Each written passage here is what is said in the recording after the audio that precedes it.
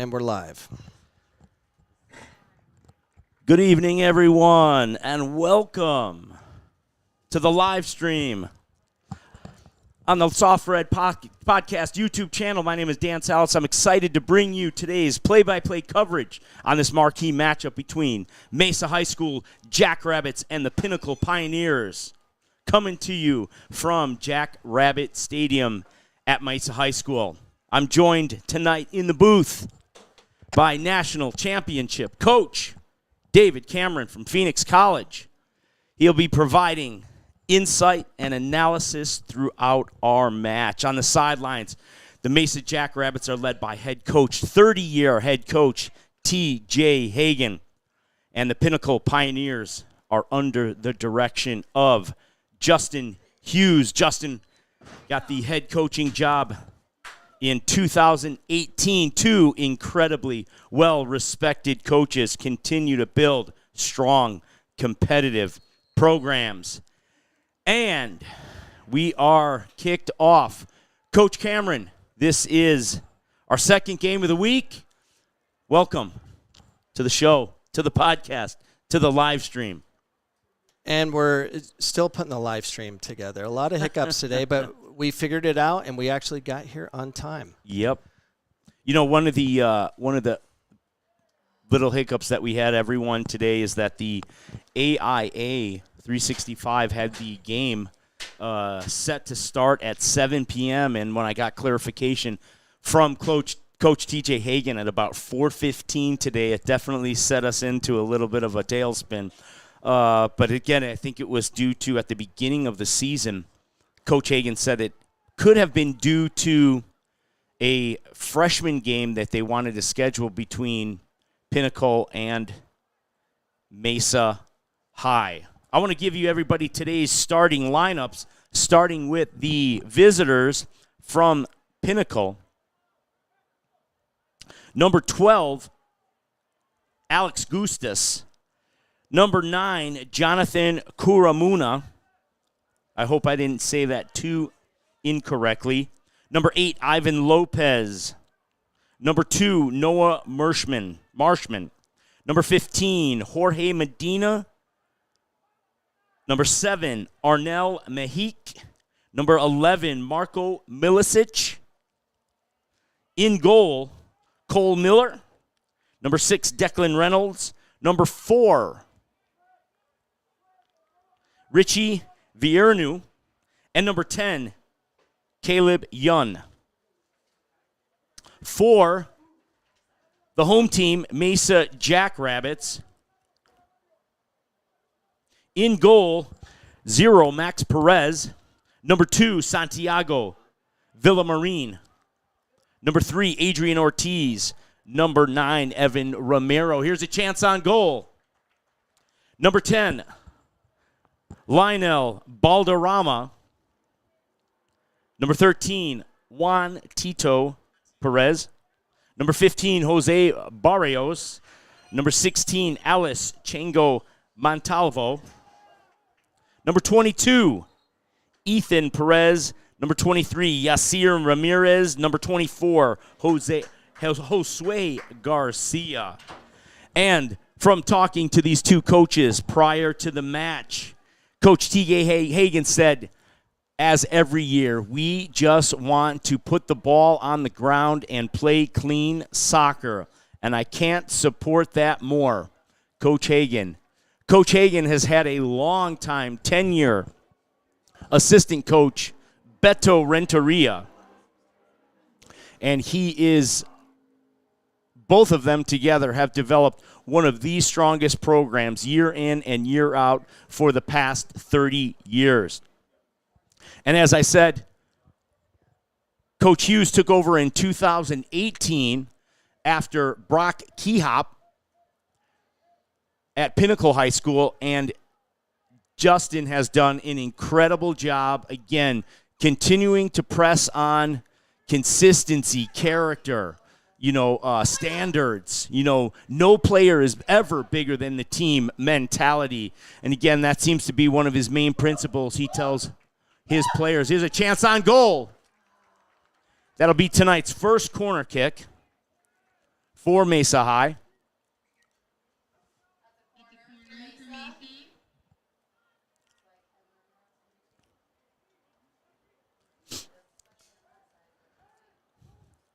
Looks like it'll be a quick corner kick here, a quick 2-on-1.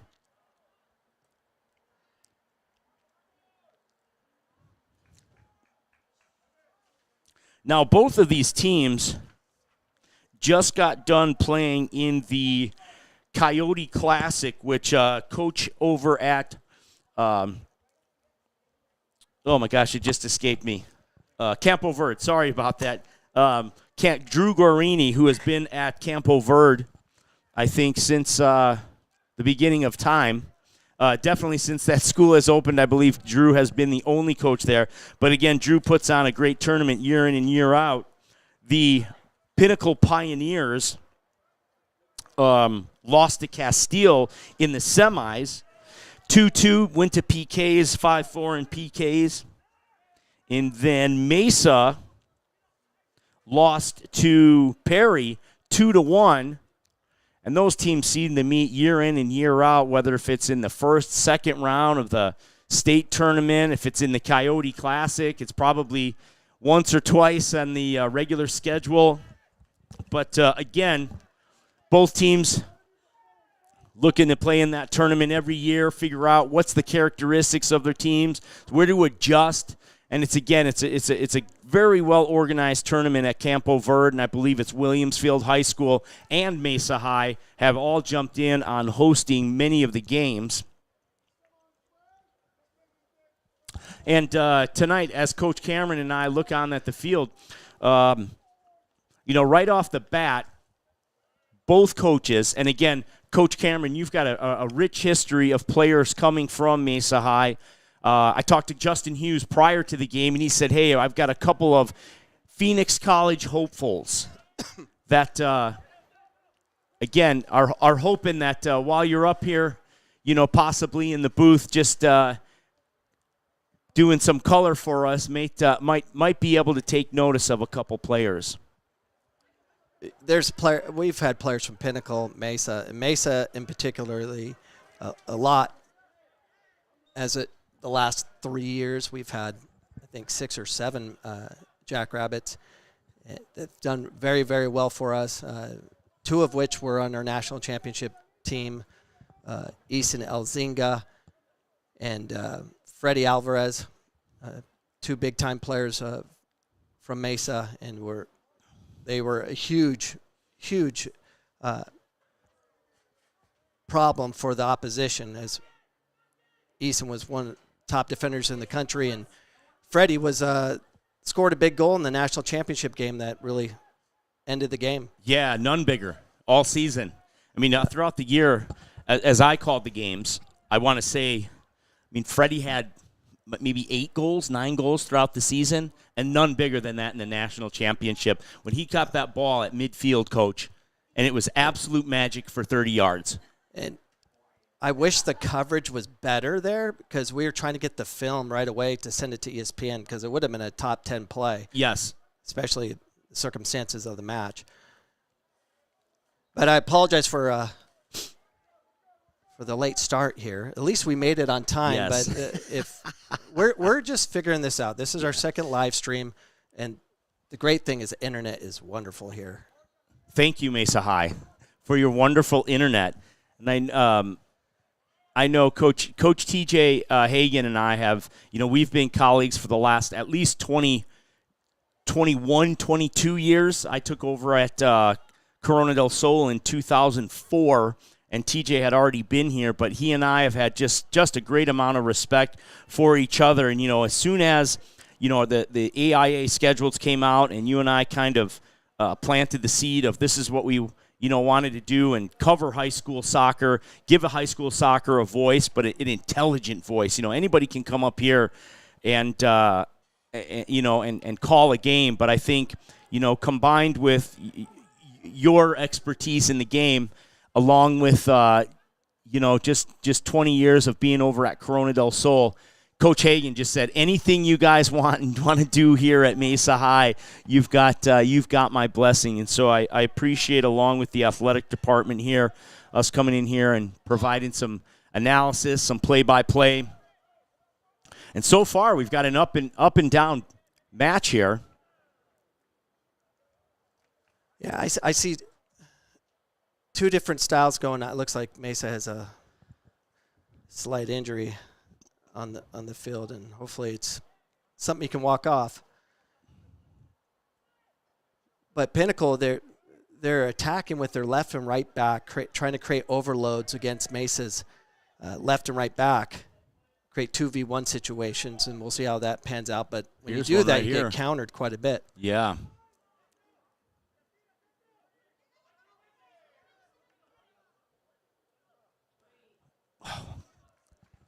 You know, and again, I can speak to competing against Justin Hughes for the previous 4 or 5 years, at Corona, and that the thing about it's just not Justin Hughes' teams, but it's almost like a Pinnacle mentality. It's a very blue collar, workman-like. Hey, let's be tough, let's be organized, and he demands that constantly, from his players.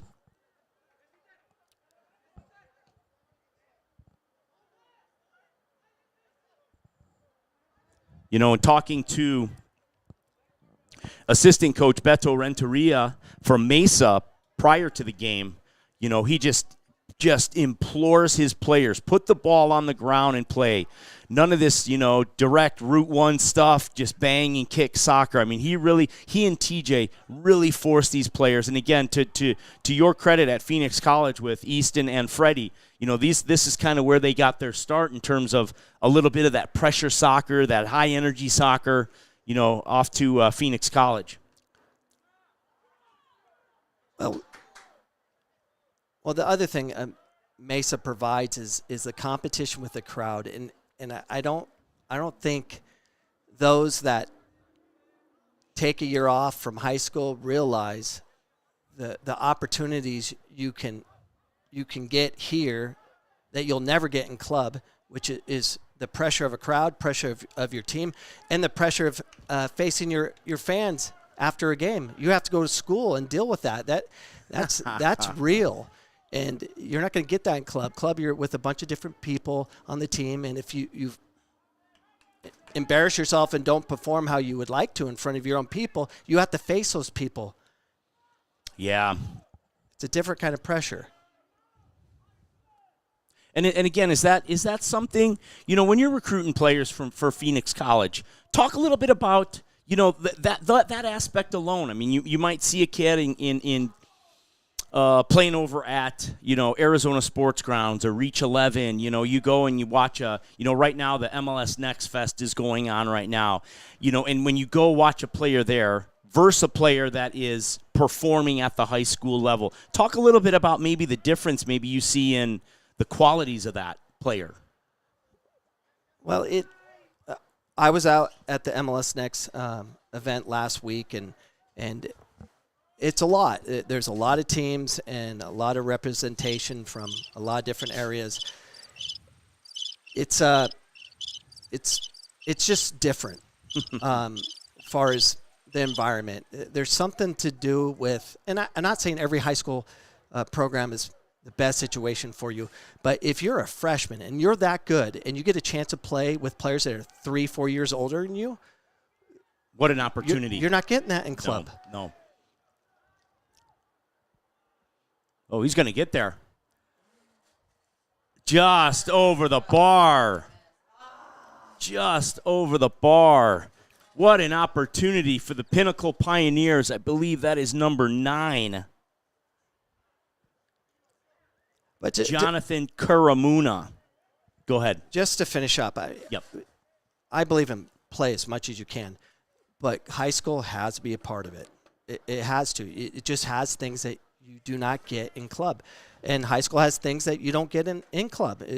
They can work hand in hand, and it needs to be a better situation. Fortunately, the MLS Next event didn't count against the players this year, so that's improvement. That's some collaboration that needs to happen.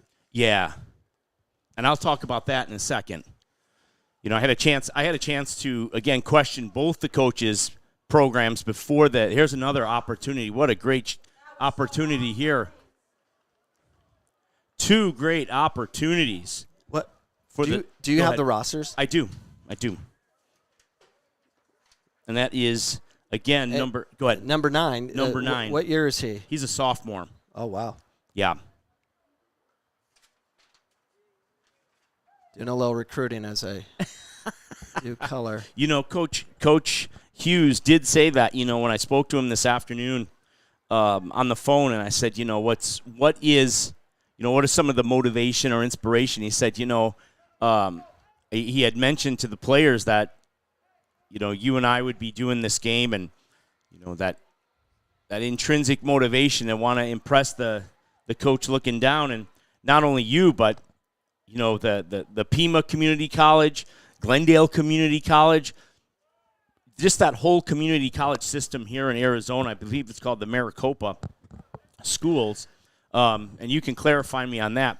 Again, what an opportunity for some players that just want to continue playing high-level soccer after high school, and from game to game that I called, for the most part, that's pretty competitive soccer. Until it's not.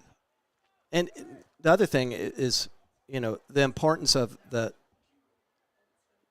Soft Red podcast is you're now giving these kids a ton of other looks, because the fact that I'm watching, that means David Cosgrove's going to watch. Yes. That means the Mesa Community College, Glendale Community College, all the colleges and beyond will be checking out these games, because we're very specific on the games we choose.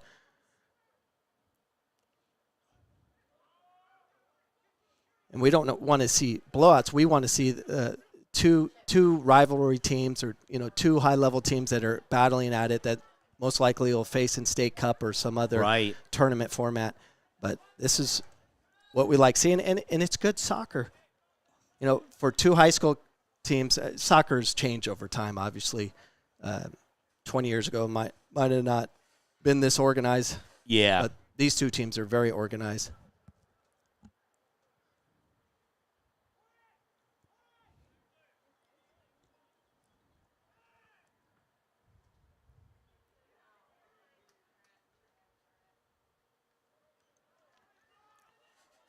Now, do they know where the state championships are going to be held? You know what? Is Mesa hosting again? We'll find out for you for sure. And I know the last 2, I believe, have been here. The last 2, and I've had an opportunity with the AIA 365 and the NFHS Network, along with Chris Harris, to call all of those games. And I think, again, this was a wonderful venue last year in terms of another opportunity. Yeah, he continues to be a problem up top for Mesa. And only a sophomore. And if it wasn't for the Mesa defender putting a little push on his back when he was in the air, he would have been inside the box comfortably with the ball. So great defending if you don't get caught. Yeah, we saw some smart defending on Monday afternoon at Hamilton High School, where Brophy beat Hamilton Huskies 3-1, and there was an instance in which it was a clear breakaway, and Brophy central defender pulled down the Hamilton forward, but luckily a defender was close enough, and he only got a yellow card.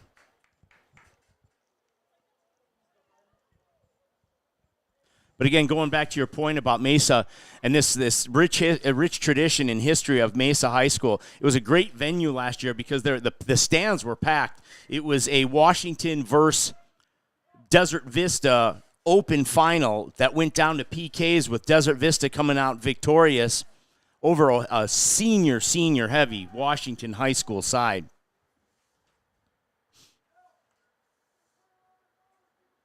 I believe it was a Desert Ridge team that won the 6A state championship.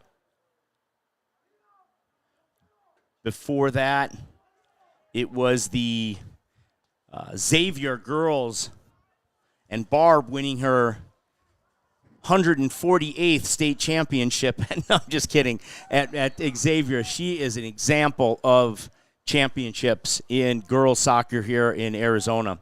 Incredible. And I believe it was the Desert Vista girls that won the 6A state championship under Jack Sauter. And I think Jack has left the high school coaching for greener pastures. Here's an opportunity again. Mesa keeping a high line when they go up. If they are not careful, sophomore Jonathan Coromona will make them pay. And I don't see number 9, Evan Romero, out there anymore for the Jackrabbits. I think he was limping earlier, and I missed it if he was subbed out. But I believe he's the one with that left foot. Yes. So, yeah. And oh my gosh, what an opportunity for the Jackrabbits. Yeah. And a penalty kick is called. That was a great ball served in, and Santiago of the Jackrabbits had a great redirection with his head that went off the crossbar, which ultimately led to this penalty kick. Yes. And it looks like Calvin Ventura is going to be taking the penalty kick. Yep. And another lefty. At least you guys have the clock?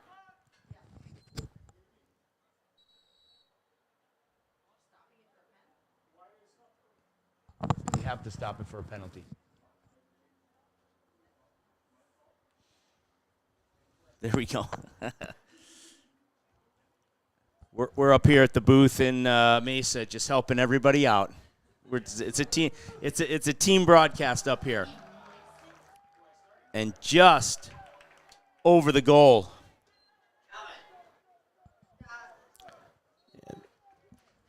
And typically the referee should do the job of putting his hands across and winding his arm to let us know where the clock's going to be. We'll message downstairs to see if he can help us out on that. That's right. Is it Mr. David Klucka, the athletic director here?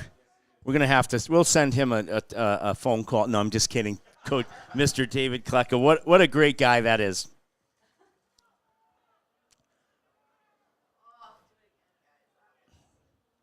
You know, another point that, you know, both coaches wanted to make was, and again, going back to our conversation of club versus high school, and I think that is just the tug of war so many are faced with, each coach is faced with. And this year was a unique experience in which the AIA had to make a ruling that if the players were to participate in last week, I believe it's a 2-week tournament, 15, 16 days in a row, the MLS Next Fest, they call it, where the AIA had to allow high school players the opportunity to go play even though the season had already started. Now, in previous years, the players that chose to play in the shot on goal again by Santiago of Mesa, the players that chose to play just MLX were now deemed ineligible throughout the entire high school season. But in partnership, the MLS Next, along with USA Soccer, because ODP would never impede a player's eligibility, they were given the opportunity to play in the MLS Next Fest. Talking to Coach Justin Hughes, the MLS Next Fest posed another kind of problem in which Mesa and Pinnacle were both playing in the Coyote Classic in conjunction at the same time as the MLS Next Fest. And Coach Hughes said, listen, you're going to choose one or the other. So Coach Hughes went into the Coyote Classic, you know, with about 6 less players on his roster. And so, again, not having practice with club, but not your high school, again, was a difficult conflict. And again, with that ruling coming out just before tryouts was so difficult. So, and they went into the Coyote Classic, 11 players unavailable for the semifinal, even though, again, they were on his roster. So, again, I talked to both TJ Hagan and Beto Renteria before the game, and again, that's been a conflict every single year. And so I'm glad for the players to have that opportunity to play in both. But again, I have empathy for the coaches wanting to develop and kind of start, their standards, but a third of your team is gone. About set to check in for the match is number 9. Again, to what you're just saying, Evan Ramiro back into the game, it looks like, Coach. This game's going to be determined, in my opinion, between the 2 9s, the 9 of Pinnacle and the 9 of the Jackrabbits. And I've seen Evan play a lot last year, and he is a gifted left foot. And I believe he's a kicker, too, so he has options to play college ball and football. Hopefully he chooses soccer. Yeah, we got our crack staff here that just said he hit a 52-yard field goal this year. So probably with ease. I've seen him kick it. Like he hits the ball harder than most, I think, anyone of last year. Yeah. That's such a weapon at the high school level, and I mean it could be a little bit lessened at the next level, but at the high school level, with time and space and a little lack of high quality, goalkeeping, that's. He was on. Yeah. That was a good job by the AR.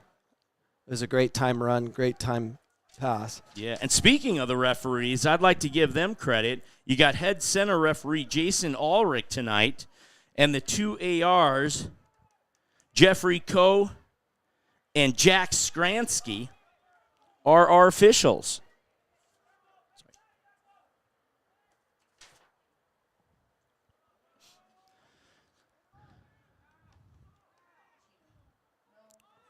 And just a few moments ago, Chino Ortiz, midfielder, had an unbelievable turn, losing his defender. Yeah, and right now back on for the Mesa Jackrabbits is number 9, Evan Ramiro, which you just alluded to is going to seem to make a difference here, hopefully.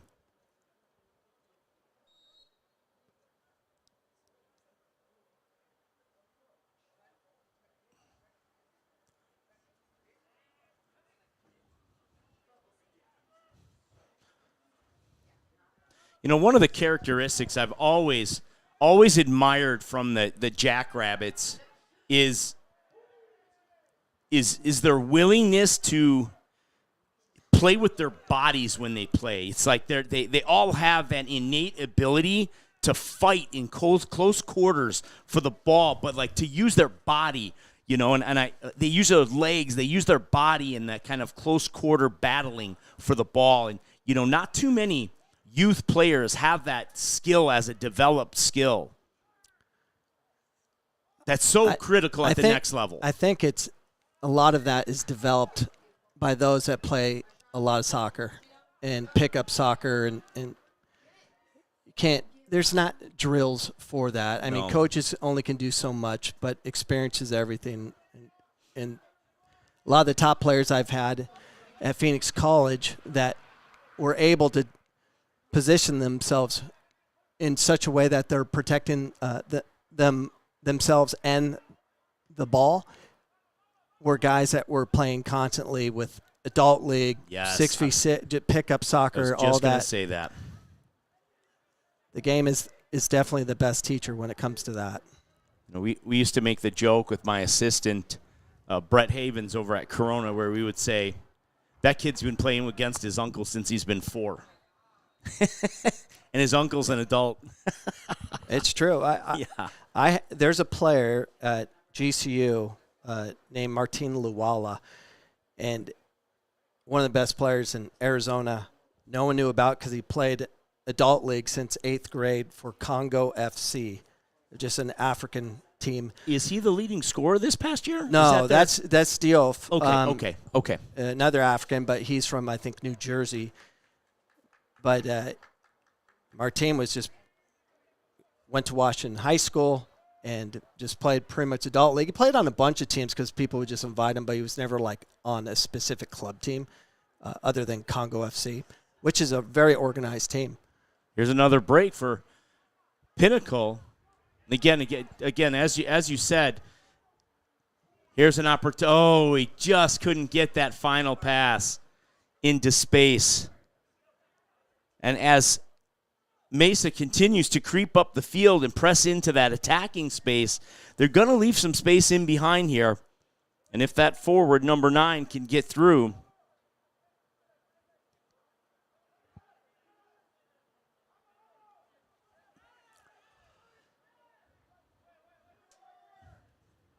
and Coach, again, I'm going to make this point, and I know you may have noticed it as we get today's first yellow card of the match given to number 14, Chino Ortiz. But the point I wanted to make again is we just had an opportunity there for 2 defenders to play the ball back to their goalkeeper, and the importance of a goalkeeper's ability to play with their feet. We had that in Brophy against Hamilton's match, where Brophy's goalkeeper did an incredible job throughout the match, having confidence and then building out of the back. But again, there was an instance where both center back and outside back had an opportunity to play the ball to their goalkeeper and chose not to, and it kind of made a messy situation. It could have been clean. And I know when I was coaching at Millennium, it was such a struggle for us to have goalkeepers, and we were like convincing volleyball players and basketball players that got cut or didn't want to play that sport anymore to come play for us. And it is a real struggle in high school. That's just one position. If you have a couple good goalkeepers, you are truly blessed, because they're hard to find, especially in high school, since you're confined to your area as far as who's playing at your school. Yeah. And to that, as we come up with a set play here, taken by Noah Marshman. Here's an opportunity on goal. What a save! What a save by goalkeeper Max Perez. Point blank. Coach, my high school team of 2009 did not win a state championship. We were upset that year in the first round of the playoffs as the number 1 seed to the number 16 seed. But as a roster, there's a ball driven to the back post, just missed by Pinnacle. It was by far the most talented roster I'd ever coached, and we had such a problem that I had 2 Division I goalkeepers on my team that year in 2009. A gentleman by the name of Patrick Prey, who eventually signed with Washington and eventually ended up playing at Brown University. And then I had my starting goalkeeper, a kid by the name of Matt Bersano, that played 3 years at Oregon State, 1 year at Penn State, and then eventually 12 years in the MLS. Those were my 2 goalkeepers. And don't forget, Matt's supposed to call me. That's right. Can you hurry up and connect that? Because I have a bunch of players that are like doing mid-year transfer. Okay. Text him right now. Get him on the podcast. We'll do it live. We're gonna get a recruiting call live on the podcast here. Yeah. Let's find out what they need. There's that left foot. Evan swung away from the 25-yard line of football, so that would be 35 yards out. And I wouldn't let him shoot anywhere.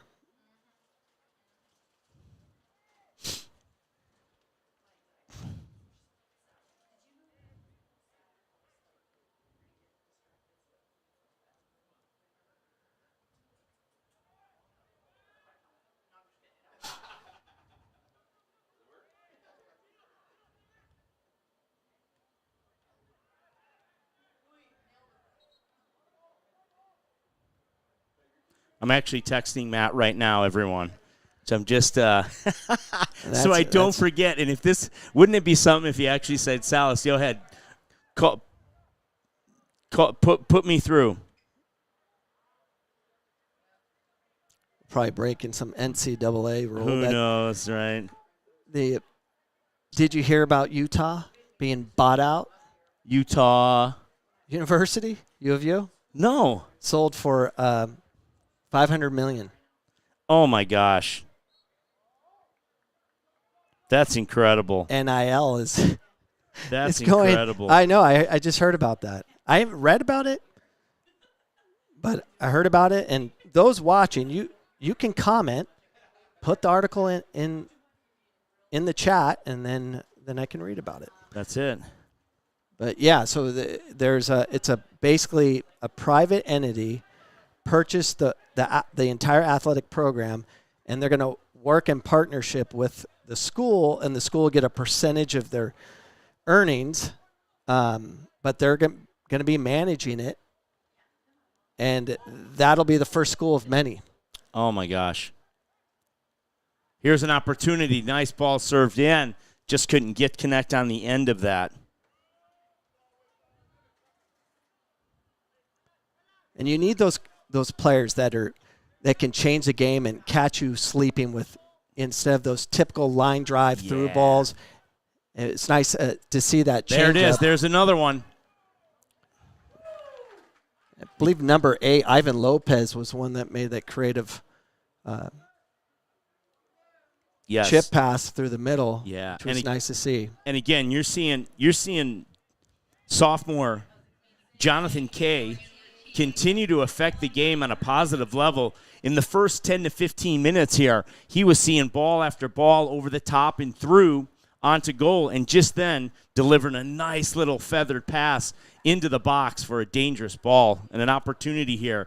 And the second corner kick for the Pinnacle Pioneers. There's another great save. Max Perez has kept his team clean so far today with his second point-blank save. You know, I talked to Coach Hagan before the game, and he says, again, he's a young goalkeeper, just a junior in goal. The team is young, and he's a young goalkeeper. Another break for Mesa here. Solid defending.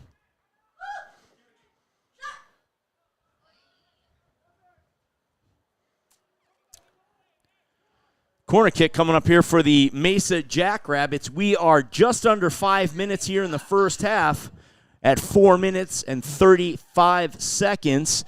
And again, corner kick taken by that left-footed Evan Romero. See if he can whip this in with some pace.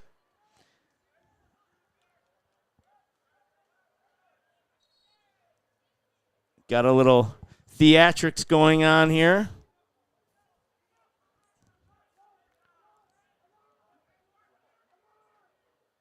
Couple of players just saying, what are you doing after the game?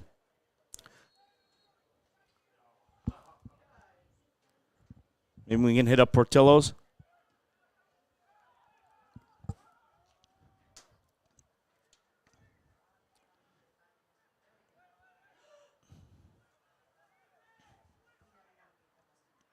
I'm not sure about the last corner kick, but it looked like they were setting picks, and there was a player wrapping around there trying to for that low service. Low service in between the 6-yard box and the penalty mark, and it wasn't too far off.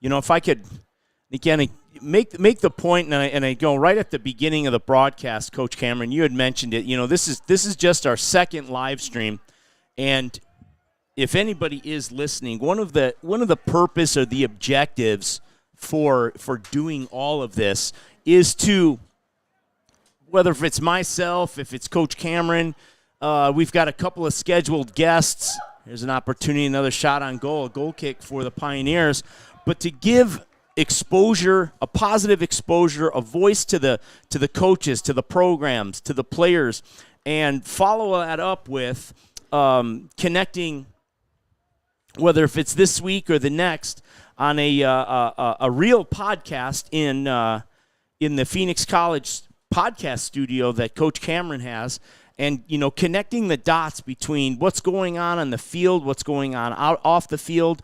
Again, highlighting some of the positive aspects of stories and the kids' stories. Just to give exposure that maybe is not always given here in high school soccer, Arizona soccer. And so, throughout the season, I know myself, Coach Cameron, we're going to continue to provide. Here's an opportunity for Pinnacle to, again, day after day, to give the story, the background, some context to some of these really, really good, positive programs here in Arizona high school soccer, and two of them here tonight in Pinnacle and Mesa High. It's the value of high school sports. I wouldn't be doing this if I didn't realize the value of it. Because when I was playing high school at Shadow Mountain High School, I was heavily considering not playing high school for a year and playing club only because I was constantly being got an injury on the field here. Talked to by my club where I played for Cisco back in the day. And they're constantly like, no, just stay with club, stay focused. It wasn't really a battle. Well, you couldn't do both at the same time. So they just wanted to train. There really wasn't tournaments or anything. And they had me to the point where I did quit, but I came back realizing maybe not because I wanted to have that experience. But I was constantly had someone in my ear, and that's not a good thing. It's something about being on a team trying to get that one trophy. Yes. And that doesn't exist anymore. When I grew up playing, we were trying to get a state championship. That's gone. We have state cup, but there are too many teams are like, oh, we're not playing that tournament. That's beneath us. I'm like, what are we doing? Like, if you're not going to put yourself in a situation where you're competing for a real trophy, you're not evolving as an athlete. You have to play for real championships, not because someone put a tournament together and you had to go to San Diego or Washington, D.C. or wherever and bankrupt your family to go win a tournament. It's here. It's here. And it's inexpensive. Yeah. And again, the value, I think, in the relationships that you build, I think the value in the qualities that you learn about yourself is so much more valuable than showing up at Reach 11 at 8 a.m. to play a game with your buddies. And yeah, again, it's great that the competition is good, but in the end, it's not real. It's not real because I was here a year ago when Desert Vista was playing Washington High School in the state championship for the. They have tiered ones, but the open. The open. The open. Yeah, the open. And there was one seat available on this side. Correct. That's different. That's a different kind of pressure. You can't recreate that. You have to earn that, and it's earned here. Mm-hmm. You got to play in front of crowds. Everyone's like, oh, I want to play D1. I want to go pro. What? Okay. Can you play in front of 4,000 people? Yeah. And you found out some can't. But at least they got the experience and know how to deal with it when it happens again, if it happens again. But you're not getting that in club. As we come up to the end of the first half, we've got 1 minute and 24 seconds left. It's a 0-0 score between the home team, Mesa Jackrabbits, and the visitors, Pinnacle Pioneers. And I want to clarify, I'm not attacking club. There's soccer needs to be played. My kids play club. Your kids play club. But it both needs to exist. And it definitely can.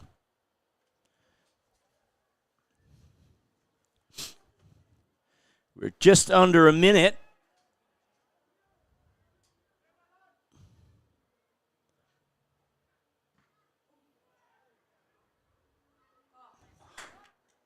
Another great opportunity for the Pioneers. A shot on goal by number 15, Jorge Medina of the Pioneers. You know, what I really liked about Jorge, he started off that entire play with a nice cheeky little back heel. It takes skill to not only pull that off, but to see it before it even happens, number one. And number two, to follow up with it.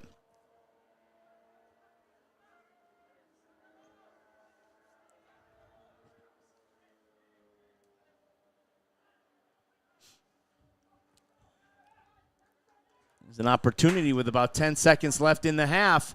What can they do with it?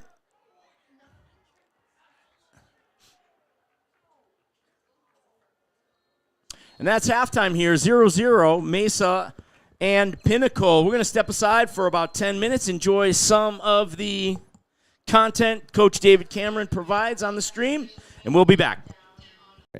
That's pretty funny. You know, just pinholes the culture. Pinholes the culture day in and day out, you know, talking down to the coaching staff or, oh, you know, Coach Salas doesn't like me. You know, he plays favorites. Yeah, I do.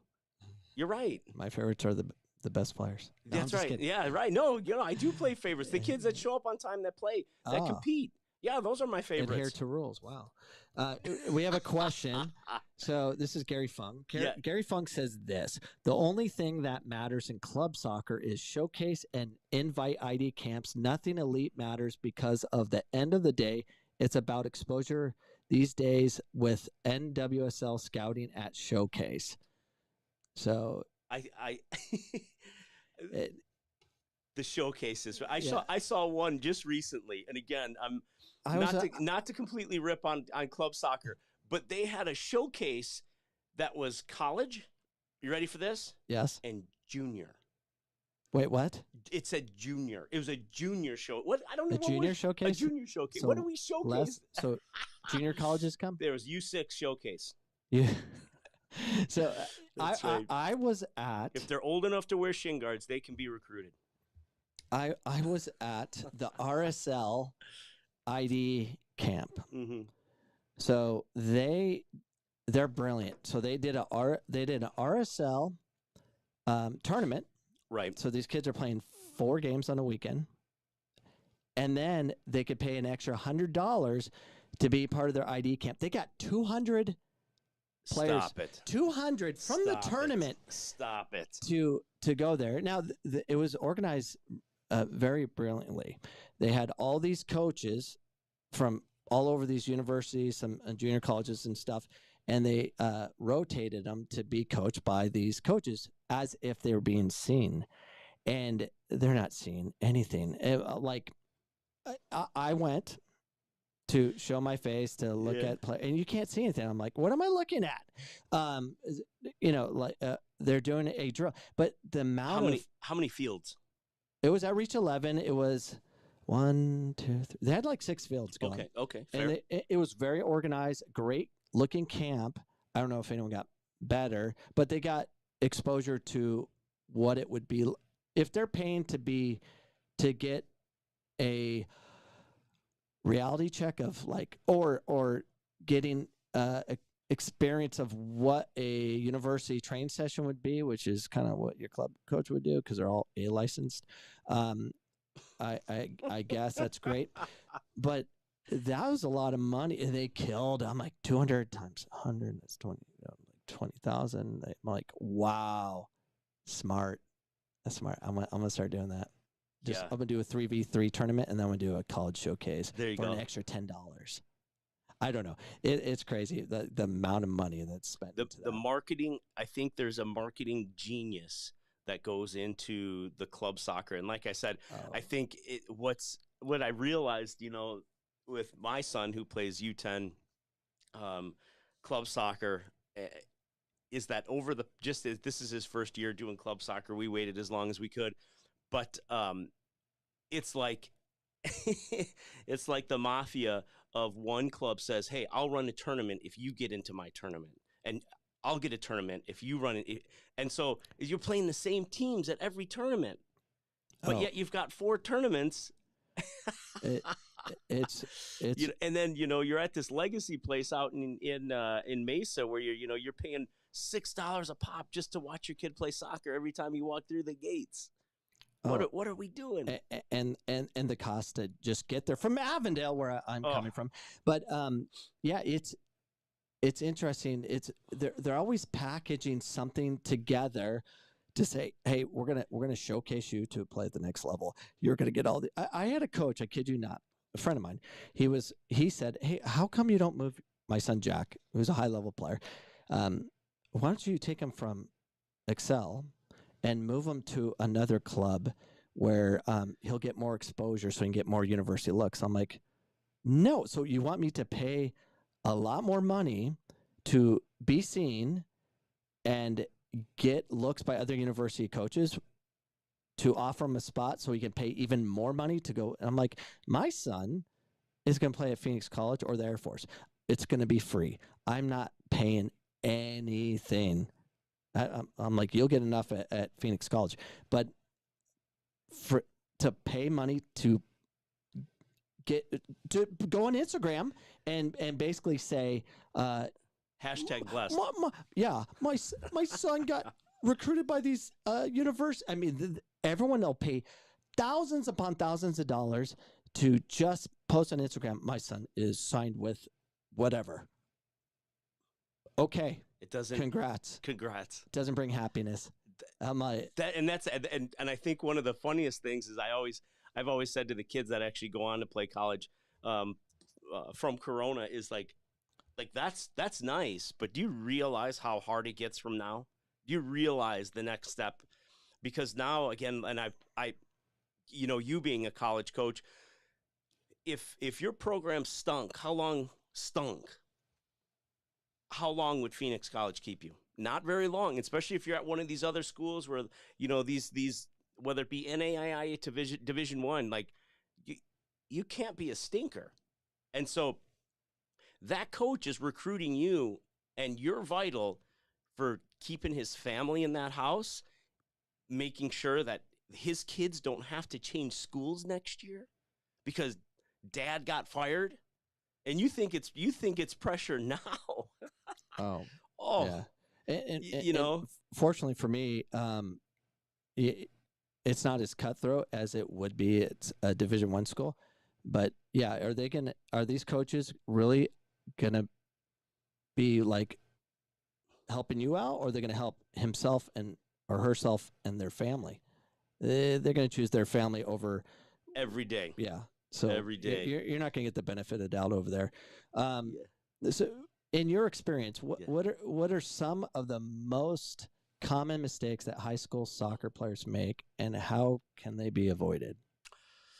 Oh boy, good question, Coach. I think common mistakes that they make is pigeonholing themselves into a position, pigeonholing themselves into, and I just experienced it quite a bit this year, and that is pigeonholing their mentality into, I've had the same club coach, or I've been in the same club for 5 years, and they say, well, I play on a really good club team, coach, and this is how we play. We should do this in high school. Well, that's great, but we're not your club, right?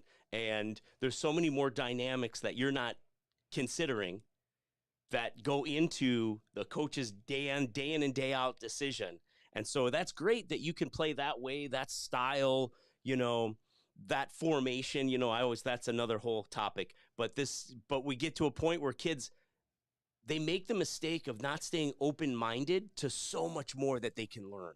The game is so vast. And it's grown so much. Again, we talk about technology, Dave. You and I grew up where maybe we had VHS tapes of like Golay, Can you explain VHS tapes? Because I don't think anyone knows what that is.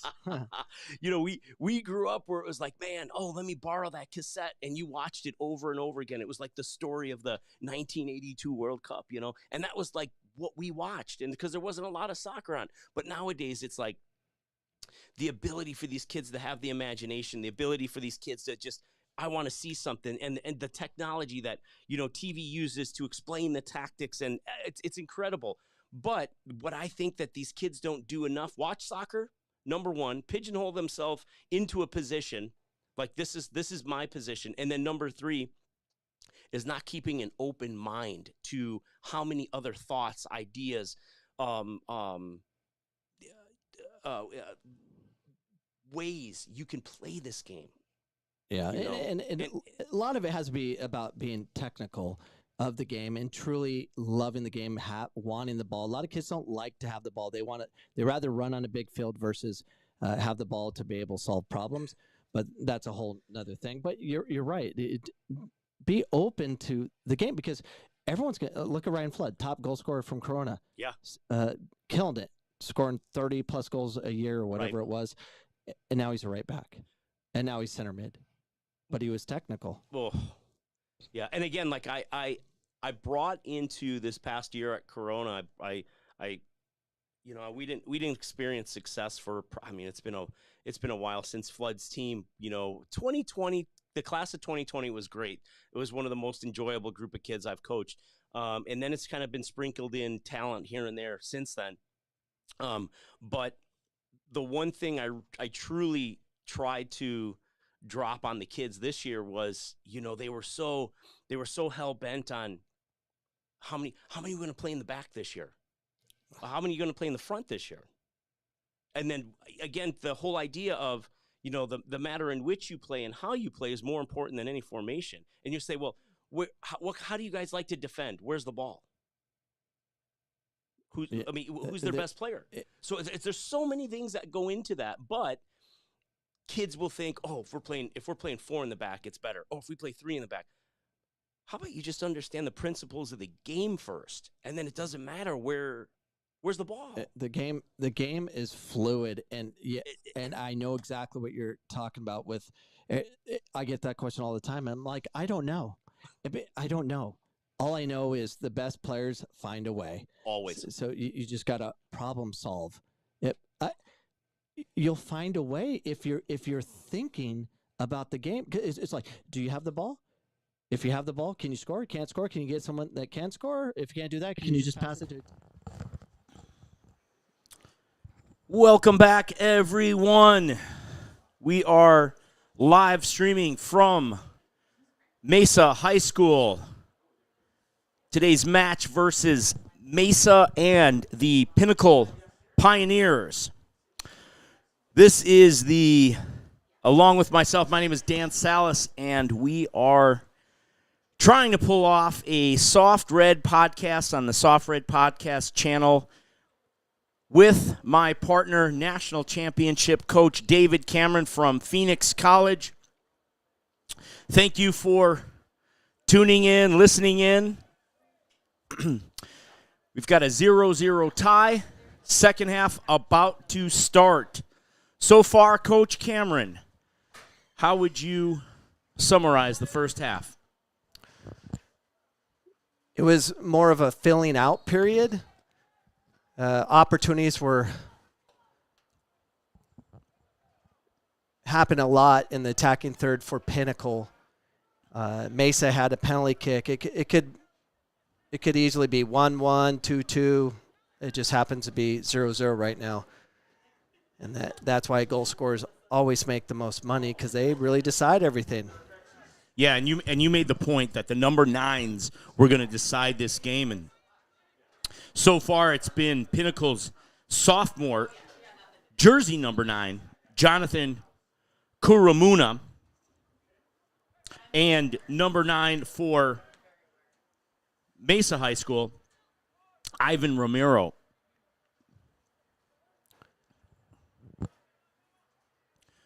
Evan Romero. Evan Romero was limited on time. He had a little tweak and had to come off for a little bit. But we know his capabilities are, and it's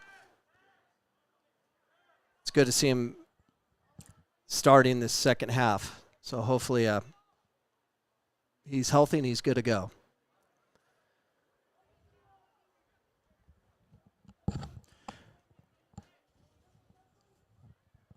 And like we were saying in the first half, the Soft Red podcast is What a great little ball over the top here. Just couldn't wrap his foot around that. Go ahead, Coach. It's just in its beginning stages, and it's only a second one. There's a lot of little things that need to be fixed on really getting over the YouTube rules of starting a YouTube channel, and that's why it's on my channel. But we do upload the next day to the Soft Red podcast. But I'm excited. I'm excited for where this will take you. And you too. well, unfortunately, it's taken me a lot of places that maybe I don't want to be, but I'll be here. If anybody doesn't know Coach Cameron, he's got such a unique sense of humor. I haven't quite figured it out yet, everyone. I know he's funny, but it's not in the area of dry, but it's not in the area of out in the open. And it gets me in a lot of trouble. It's not my intention. I enjoy it. I think my colorful nature sometimes twists a couple screws up in your brain, and you're like, whoa, that guy's saying some stuff. We are the modern day odd couple. That's right. I appreciate it, yes. And I guarantee a lot of our young viewers have no clue what the Odd Couple is. It was a popular TV show.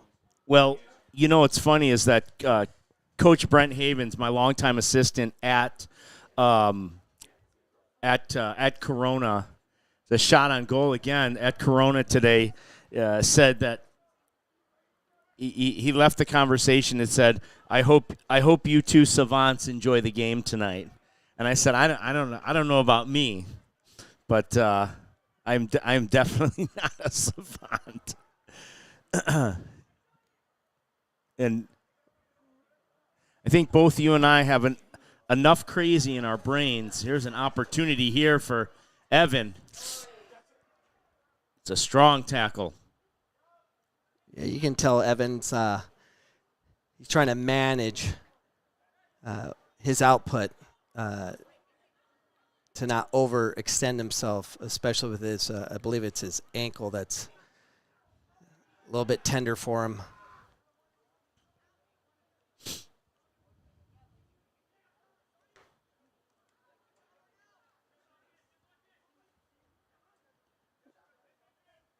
And we've been, at Phoenix College, we've been recruiting Evan for over a year now.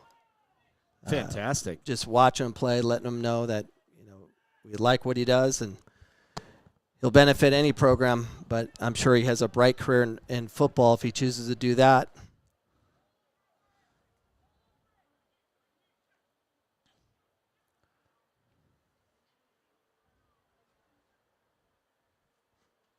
Yeah, I think, he's definitely got like either a lower leg injury or maybe a calf issue going on because he's continuing to stretch as he's playing in those open moments. Well, what it could be is like when you have an injury on one side, it compromises the other side because you're running differently. You're trying to avoid certain things to make sure you don't aggravate the injury. Yeah, there's a dodgy little play right there. Goalkeeper tried to play that ball out of bounds, and the Pinnacle player stepped in front of it. Again, it's all started with a kind of a questionable back pass to the goalkeeper, and he just couldn't handle the first touch, and then it just kind of allowed him to give a bit of a clearance ball.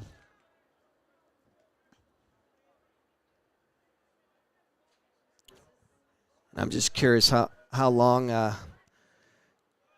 TJ will keep their star forward in the game, knowing it's early in the season and you got to manage your health so you can have success the entire year. So yeah.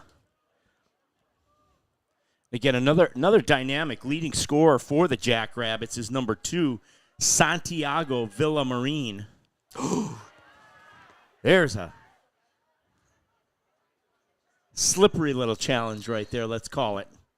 Yeah, it seemed like the Pinnacle player's entire body went into Adrian Ortiz's sternum, and he was fine. You know, some of the most common injuries in this turf, this field turf that the players are currently playing on is just that sometimes body parts stick. You don't get the natural slide of natural grass. And so that's immediately when I saw that challenge, I was like, whoa, someone looks like they stuck in the turf a little bit there.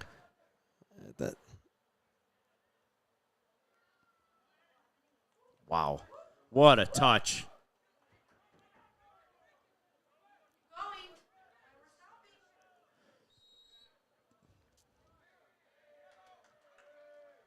There's a foul here.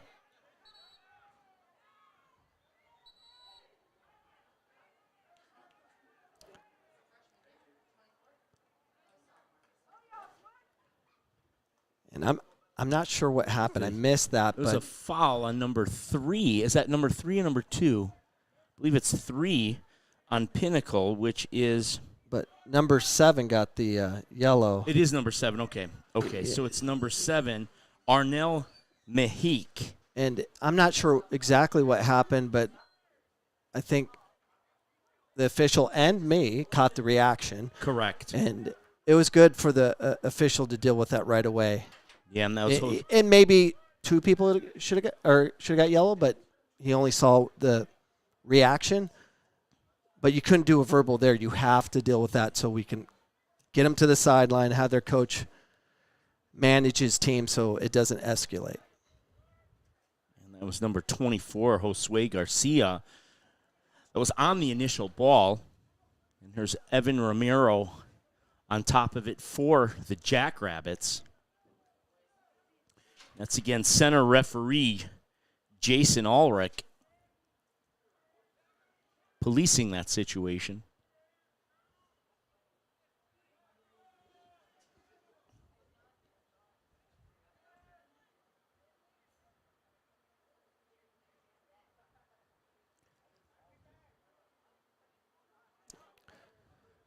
And Evan keeps constantly stretching. Yeah, I noticed that too, Coach.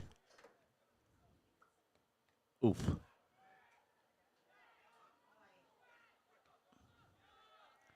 You know, in that opportunity there, I would have liked Evan to maybe hit the target a little bit more, or serve that dangerous whip into that 6-yard box, and maybe again that injury's. He's definitely compromised. It's changing a lot of things. And now he's just trying to be it looks like just the distributor. Yeah, a little bit of a facilitator. Yeah.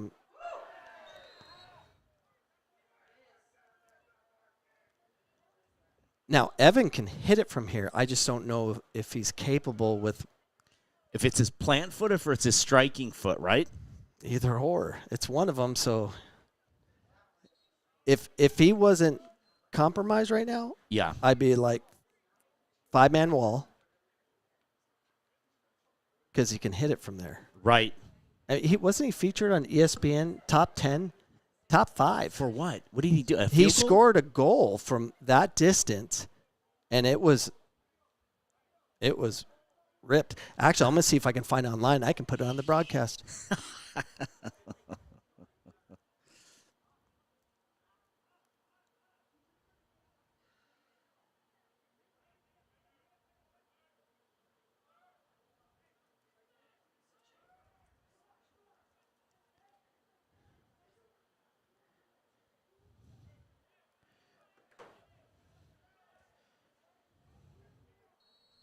Here's an opportunity here. There's a shot. My goodness. And the wall did a great job because that was dipping and it was going to be a problem.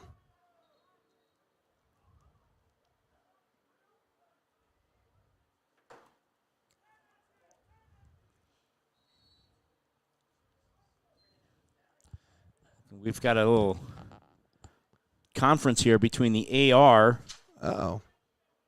Jeffrey Coe, and Jason Ulrich. It's a corner kick here. Okay. Yeah. We knew that came off.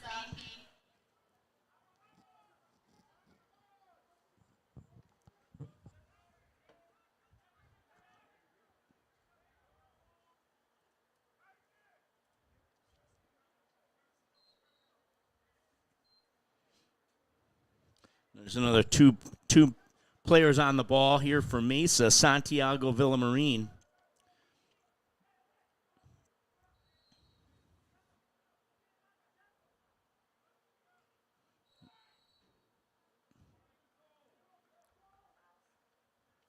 Again, a little bit of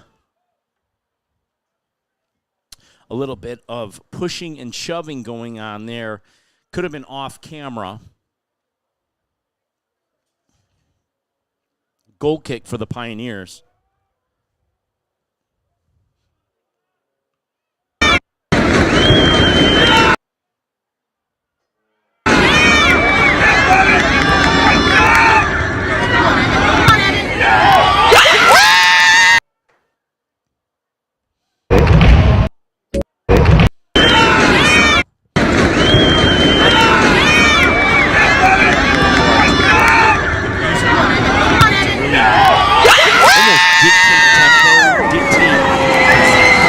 Where do we start from? It's like the ultimate reset. We saw Mesa doing that there. What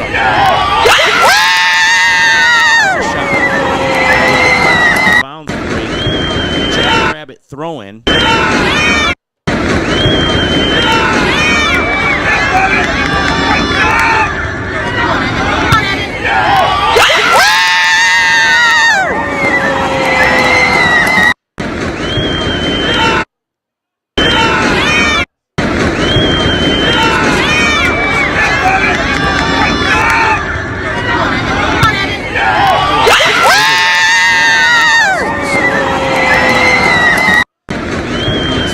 Top 10.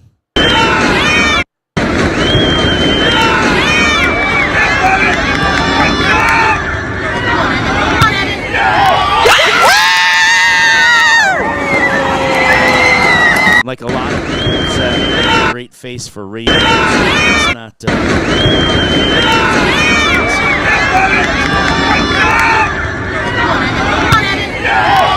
Once again, everyone, my name is Dan Salas. David Cameron from Phoenix College. This is our second soccer season to live stream via the Soft Red podcast. Now it's the Coaching Soccer podcast.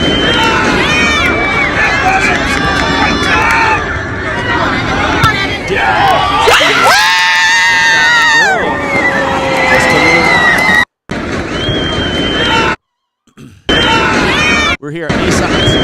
We are still deadlocked. 8 minutes left.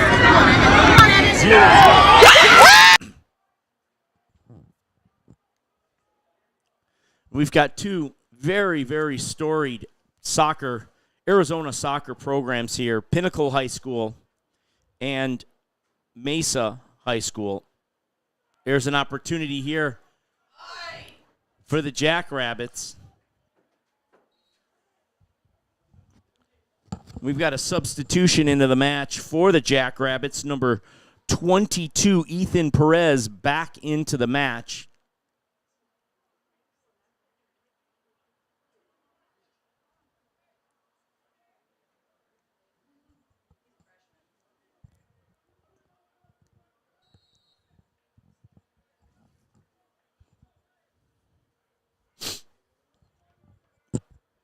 And what I'll do is that the next stoppage, I'm going to throw on one of Evan Romero's goals that he scored, which I don't know if this one was the one on ESPN, but I can't show ESPN because it'll shut us down. But this is a different one. So for those tuning in, we will show you a clip.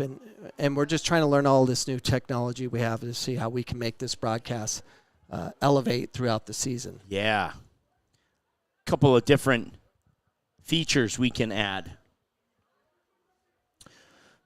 As we are still at 0-0, Mesa High School against Pinnacle Pioneers.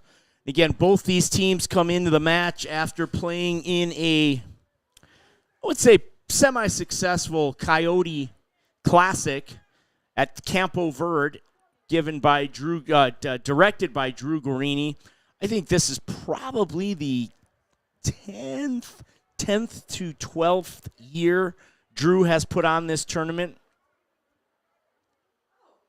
Oh, we're in tournament play? Not yet. The Coyote Classic. Right. Yeah, we are not in tournament play right now. No, This I meant is we're today. in This is that regular season. this regular season. This is a regular season. Yeah, match. I was too busy trying to figure out the tech side here. The Coyote Classic, that was last week, correct? Yeah, last week and the previous week. And Drew kind of covers it over about, I want to say 8 days. So depending upon your first start of your schedule, Drew kind of, he does everything he can to accommodate, if you've got a game that's on, the Monday or Tuesday, and that's when his tournament actually starts, is right after Thanksgiving. And whoa, that's another dangerous tackle. But he does a great job of accommodating the coaches if you want to be involved. He's a mastermind behind scheduling. Yeah, I've worked with Drew several times, and he's always been great inviting us out and allowing us to be an option for his tournament each year. It was a long drive for us when I coached at Millennium. And now I'm retired, never going back. Well, how many years? What year did you start at Millennium, Coach Cam? I coached there 10 years. So last year, 2025 was my last year, so 2015. Okay. It's a lot of work, and Carmen Esnall is now the coach, and she's amazing. She's a teacher there. She has a lot of time to really be available, and that's what they needed. There's an opportunity here, a left-footed shot. Can he get it across? Can't get it across. But the intention was there. Ethan Perez, I liked how he was. He had the mindset to look up, seeing one of his players were running on the backside, and he was trying to wrap the ball going across. He just didn't connect with the ball as good as he was hoping. But the intelligence was there.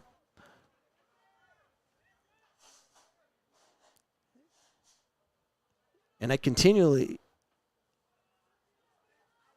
I'm so impressed with number 9 of Pinnacle, how he checks space.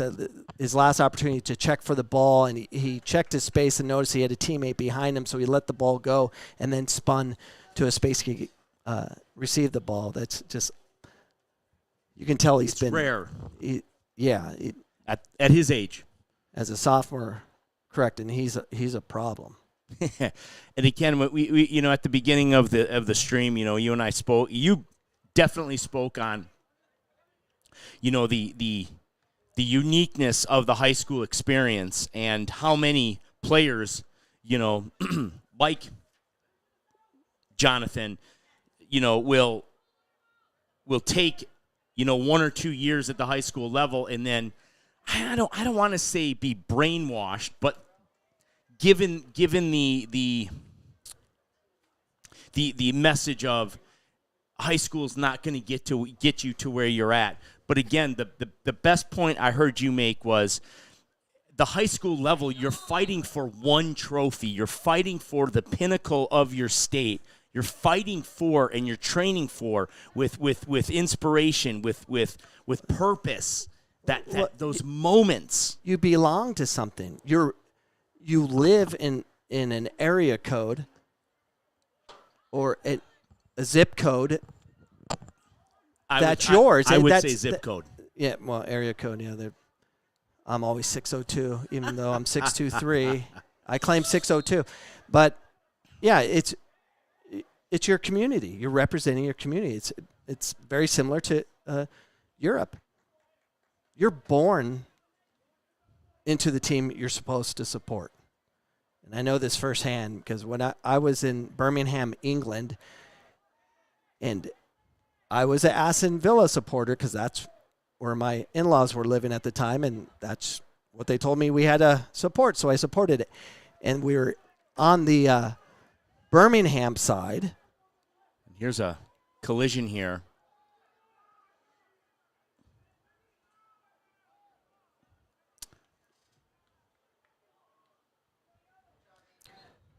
Yeah, that was Adrian Ortiz. Okay. Did a great job attacking across. Got a good shot off. Got their team a corner kick and put them in position that they can be dangerous. But to finish off my point, well, not my point, but the story. I was on the Birmingham side across the freeway. We're in Aston Villa stuff, and we're in the mall, and this guy just took my hat and threw it. I'm like, what? What's your problem? Yeah. My father-in-law was like, let it go. Let it go. Get out of here because you're about to get knifed, kind of thing. But, yeah, it was you got to be careful what you're wearing. It's just that kind of mentality over there. They're all about their team, and this is the closest thing we have. Yeah. There's another corner kick for the Mesa Jackrabbits.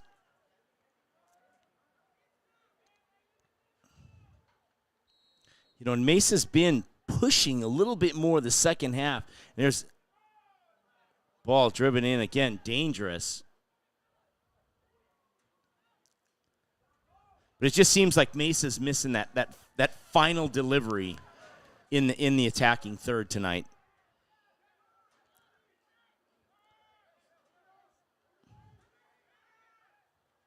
Oh my word. Now, my opinion, that should be a card. I mean, that was a reckless challenge by number 2, Noah Marshman. But who got the yellow card in the first half? Well, Pinnacle got a yellow card just here in the first half. Oh, yeah. That was Pinnacle in the first half. I'm sorry, in the second half here. And that was for Mesa. That was Mesa, and that was,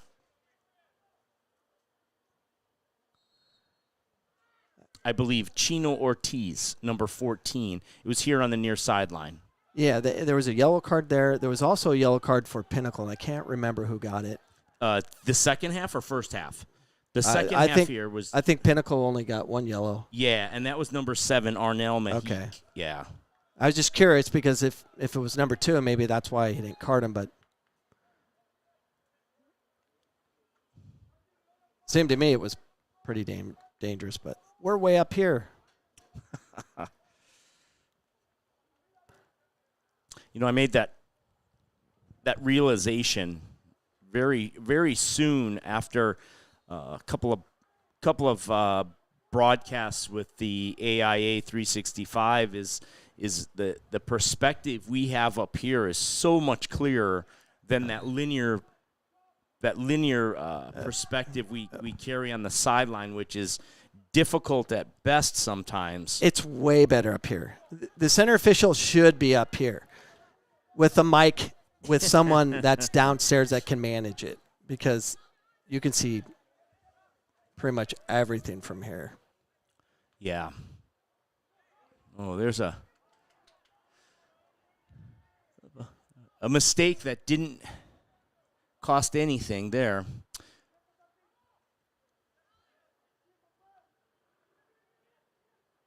No, and to be able to call the Phoenix College games and to get an appreciation of the spacing that goes on, the timing that goes on, and truly the level of movement off the ball was so elite. And I'm such a soccer dork. On Fridays for a long time, ESPN covered 10 to 15 Division I NCAA games. And so I would go and, whatever my personal plans were Friday night, I'd watch a half or two of multiple games. And throughout, it looks like the defender hurt himself on that challenge, and that's number 2, Noah Marshman. We're going to have a clock stopped here for an injury. But again, to finish my story, I thought it was so educational to watch the movement of players from the perspective of up in the booth, and then to understand it was really, really, really positive. Well, I remember you were at a Division I game and you text me saying, "You guys could beat these teams." And I'm like, "I know," and we have. And I mean, Phoenix College has an amazing history of taking on Division I teams. We beat UNLV at UNLV 1-0. We went and played Cal State Fullerton, tied them 1-1. Where did you play Cal State Fullerton? In their stadium. You went to Cal State Fullerton? Yeah, because we couldn't get any games here. Right.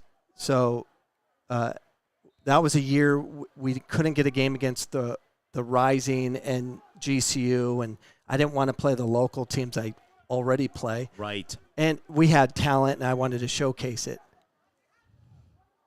which helped because a lot of those guys went on and played in all over the place, from Gonzaga, Cal Baptist. Yeah. Well, George Kuntz is his name at Cal State Fullerton. Mm-hmm. He's a local Tempe guy. I love him. He's a great Arizona ambassador. He always looks at the Arizona kids. He's always recruiting them. And he's had a lot of success with Arizona kids when he was at Irvine before he went to Fullerton. Yes. Which, he's had three of my guys played for him at Fullerton. Brad. Yeah. Oh my gosh, he was a Mesa. He was a Mountain Point player. Brad Evans. Yeah. Spencer Thompson were at Irvine when he was there, and then he had oh my gosh, I'm dating myself now. A 2007 graduate, David Lutz, was a Corona kid. Went to play for George Kuntz at Fullerton. So you've had the opportunity to play against multiple Division I players. I'm sorry, Division I programs while at Phoenix, and those are big takeaways after that. It's hard to get those games, and we've played GCU I think now 6 times. When Shellis was there, Shellis was nice enough to play us twice. George Kiefer's squad before George left to UCF, or he went to Florida in Tampa. UCF. And USF is in Tampa. That's right. Yes, South Florida's in Tampa. Yeah. And they played us. We played them twice. First game we played them his first year, and they put a pretty good beating on us. We lost 5-0, but it was a rebuild year. And then just this last spring, we beat them 4-3 in a community game at CCV, which was cool because there's like 1,500 people there. Wow. What is CCV? Church Christ of the Valley. Correct.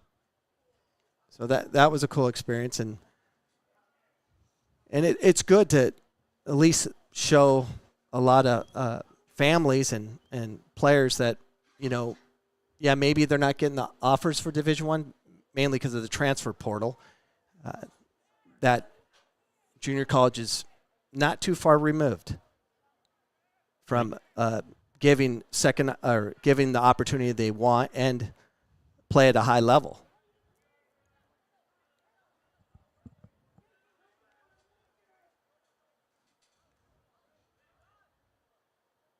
And one of our biggest games was against University of Washington when they're number 2 in the country. Oh my gosh! Yeah, that was a big game, and we had a lot of people there. We hosted it. They were here for spring ball in Tucson, and it was nice enough that some game didn't work out, and they played us. Yeah, and beat us 4-0. But what a cool experience! Yeah. And they're in the Final Four right now. Yes, they are. And you played them when? Was it last spring? 2000. No, I wish. 2022. I don't think it would have been 4-0 last spring, Coach. No, not with this team. 2022 spring. Okay. And we also played Toronto FC of the USL. So it's the Toronto FC 2 that same spring. There's a foul given. The referee decided he's going to take it back to where the initial foul occurred, allowed a little bit of advantage to go and pulled it back. And here's an opportunity here. And Pinnacle hasn't had a real strong opportunity for the last, I would say, 10 to 12 minutes of through the run of play. And we're sitting just under 13 minutes in regulation, still 0-0.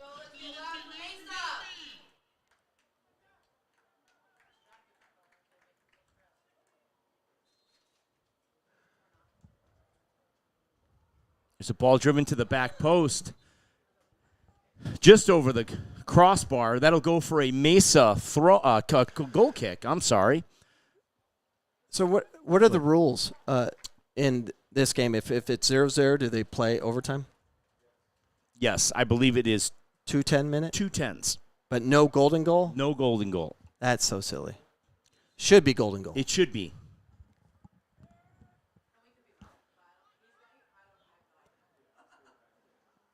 I never know. I don't keep up with the rules enough to know if they changed them or not. I know it's in junior college, well, NCAA as well, it just ends in a tie now. Because there's so many, they don't want to go to it, yeah. You know, one flights of and stuff. I graduated high school back in 1993, just outside Chicago, in a town called Villa Park. I graduated from a high school, Willowbrook High School. And my senior year, the IHSA, which is the governing body of athletics in Illinois, decided it would be a good idea to go straight to PKs at a tie. And we went right to PKs, and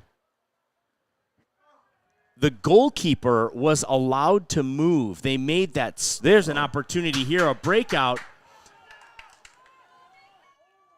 Another solid piece of defending from Pinnacle. Leads to an offsides, but it was the wildest thing I'd experienced in soccer up until that point, where the game was over and it went straight to PKs, but as soon as the referee blew the whistle, the goalkeeper could approach you as the kicker or slide or move to any position they wanted to. And so it was to your advantage to be a step or two away from the ball, strike it immediately, and that was it.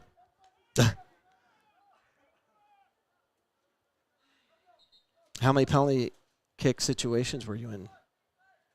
I believe my senior year was 2 or 3.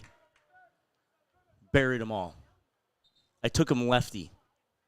And you're a righty? And I'm a righty, yeah.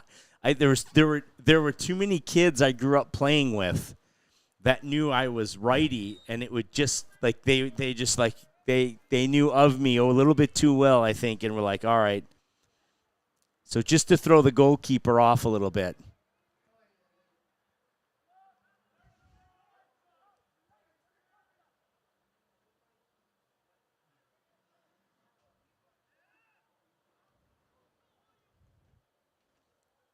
And I had sprained my ankle real bad my senior year, so my left ankle wasn't great to be able to plant on and take a right-footed shot. So I just kind of used it as kind of a hockey stick. Slapping it? Yeah, just a slap shot of a penalty kick. Oh, remind me, next Yep. time there's a stoppage, I want to throw that video in. I keep forgetting. Yeah, we'll get to it. Here's an opportunity here for Pinnacle. And his touch dragged him. What a save again. His touch dragged him away from the goal, gave him a little bit of a disadvantage on the angle here. And that's number 14 for Pinnacle, down right now. And that's Robbie Carberg. Well, let's throw that video in. Let's see how Yes. this works. So check out this video. This is Evan Romero, last year scoring a great goal.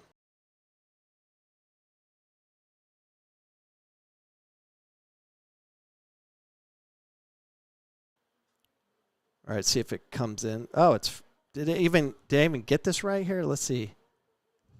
I'm just doing the I didn't even capture it right. It's amateur hour over here. Yeah. Sorry, everyone. Well, welcome to the madness. Well, we tried. And again, we're gonna chalk this one up to, this is our second live stream. We are again trying to provide commentary, play-by-play, analysis, a little bit of a storyline, some back stories. But again, just to give enough coverage to this great Arizona sport, high school soccer. And I believe the next game that you and I will be covering, or hope to cover, is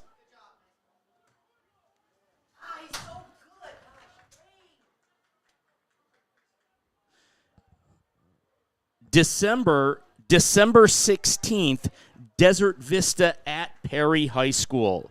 So that is 12-16 Desert Vista at Perry High School. So the next live stream presented by the Soft Red Podcast YouTube channel will be at Desert Vista at Perry, 7 p.m., December 16th. And that's Jeff Berg and Trent Elliott going up against each other. And that's our last 3 state champions. So you had Perry High School winning back-to-back state championships, and Jeff Berg, 2 state championships in a row. And then you had Trent Elliott last year beating Washington. So our last 3 state champions will be going up against each other. And I know when I brought this idea up to you, or you brought it up to me, you said, let's make sure we get some fine schools to go see. I think that's going to be another good one.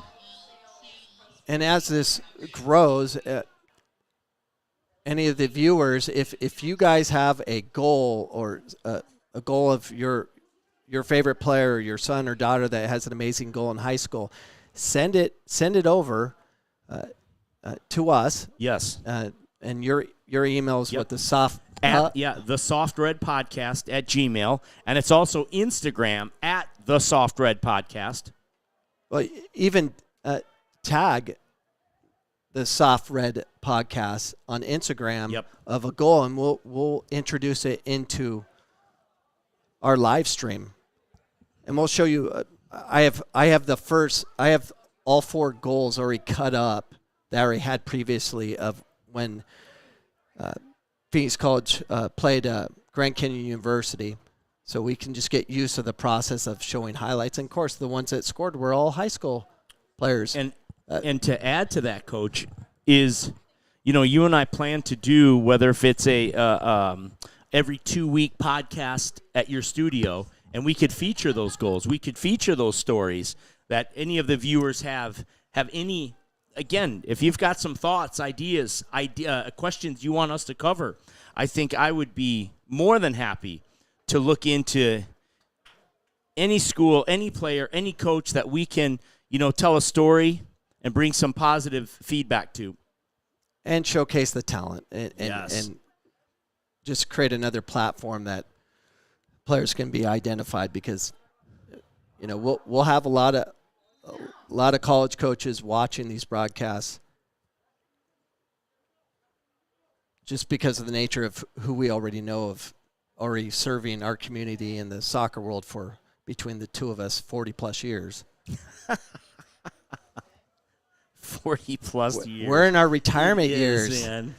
Both of us are retired from high school soccer. I've been coaching high school soccer here with Shadow Mount, Alfrea, Millennium since 1997. Wow. And you've been high school soccer for 20 years? Longer. Oh, my word. I got my start back in 1997, DeKalb High School, with a gentleman by the name of Mark Castro. And I believe Mark Castro is with the Indy 11? Is that a soccer club? Yeah. Indy 11. Mark had also been with Indiana Wesleyan for about 15 years. He was the head coach at Indiana Wesleyan. But I met Mark, and he's the one that gave me my opportunity and what a pass by Evan Romero. But he's the one that gave me my first start into coaching, my first taste of it. And as soon as I felt I got a chance in 1997 with the DeKalb Barbs. I knew I loved it. And then it was, oh my gosh, it was in 2001 at Plainfield Central High School in Plainfield, Illinois. Then to Plainfield South, then to Tempe, Arizona, Corona del Sol. And now you're retired in the booth with me. I love this. And again, anybody that's listening, I'm doing my best to provide you with content, with a voice, and I absolutely love sitting at soccer games, talking with Coach Cameron, anybody that wants to listen. So many voices in my head. We are just under 3 minutes left in regulation here, and we will have two 10-minute overtime periods. No matter what. No matter what.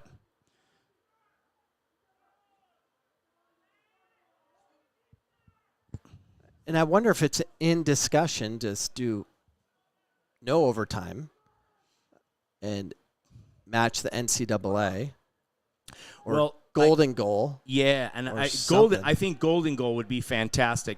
Yeah, it gets the result. It gets the Call result. it done. Yeah, and I think and again, eventually what all they want is numerical data to input the formula for whatever the ranking, or how that ranking works. Do you remember when it all started? It was Cal Preps in Arizona. Oh. Whoa.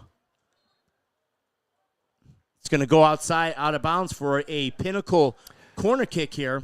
Go ahead. And I don't. You don't remember Cal Preps. That was our first ranking system, I believe, that came out in 2006 or 2007. And that was one heck of a formula. I remember it was a lot of secrecy of Of how what it works and how was, we were always asking those questions. That was the AIA formula. Okay, here we go. We're just at about 1 minute 30 seconds. Here is a Pinnacle corner kick.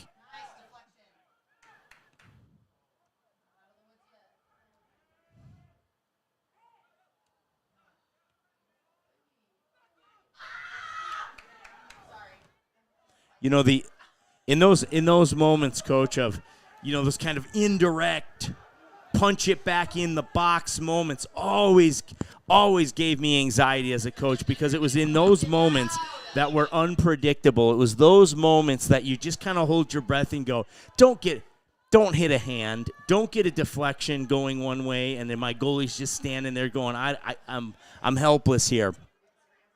We're just under a minute. And Pinnacle seems to have what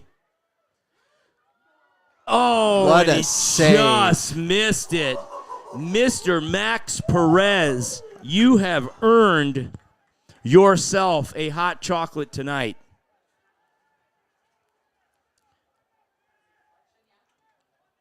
"25 seconds left.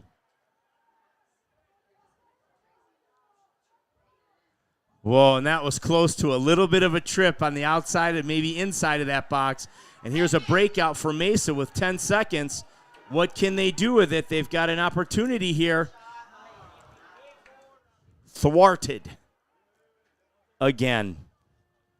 That's going to do it. We are all tied up here at the end of regulation at Mesa High School. Mesa High School Jackrabbit 0, Pinnacle Pioneers 0. We're going to step aside for a brief 5 minutes here while the programs get themselves together, have a quick word, and we get into 2 10-minute overtimes. Stick around. We'll be back. That's pretty funny. Checks were sold to the sports group right away, and peace out. Yeah, Coliseum, here we come. That's it. Madhouse McDowell.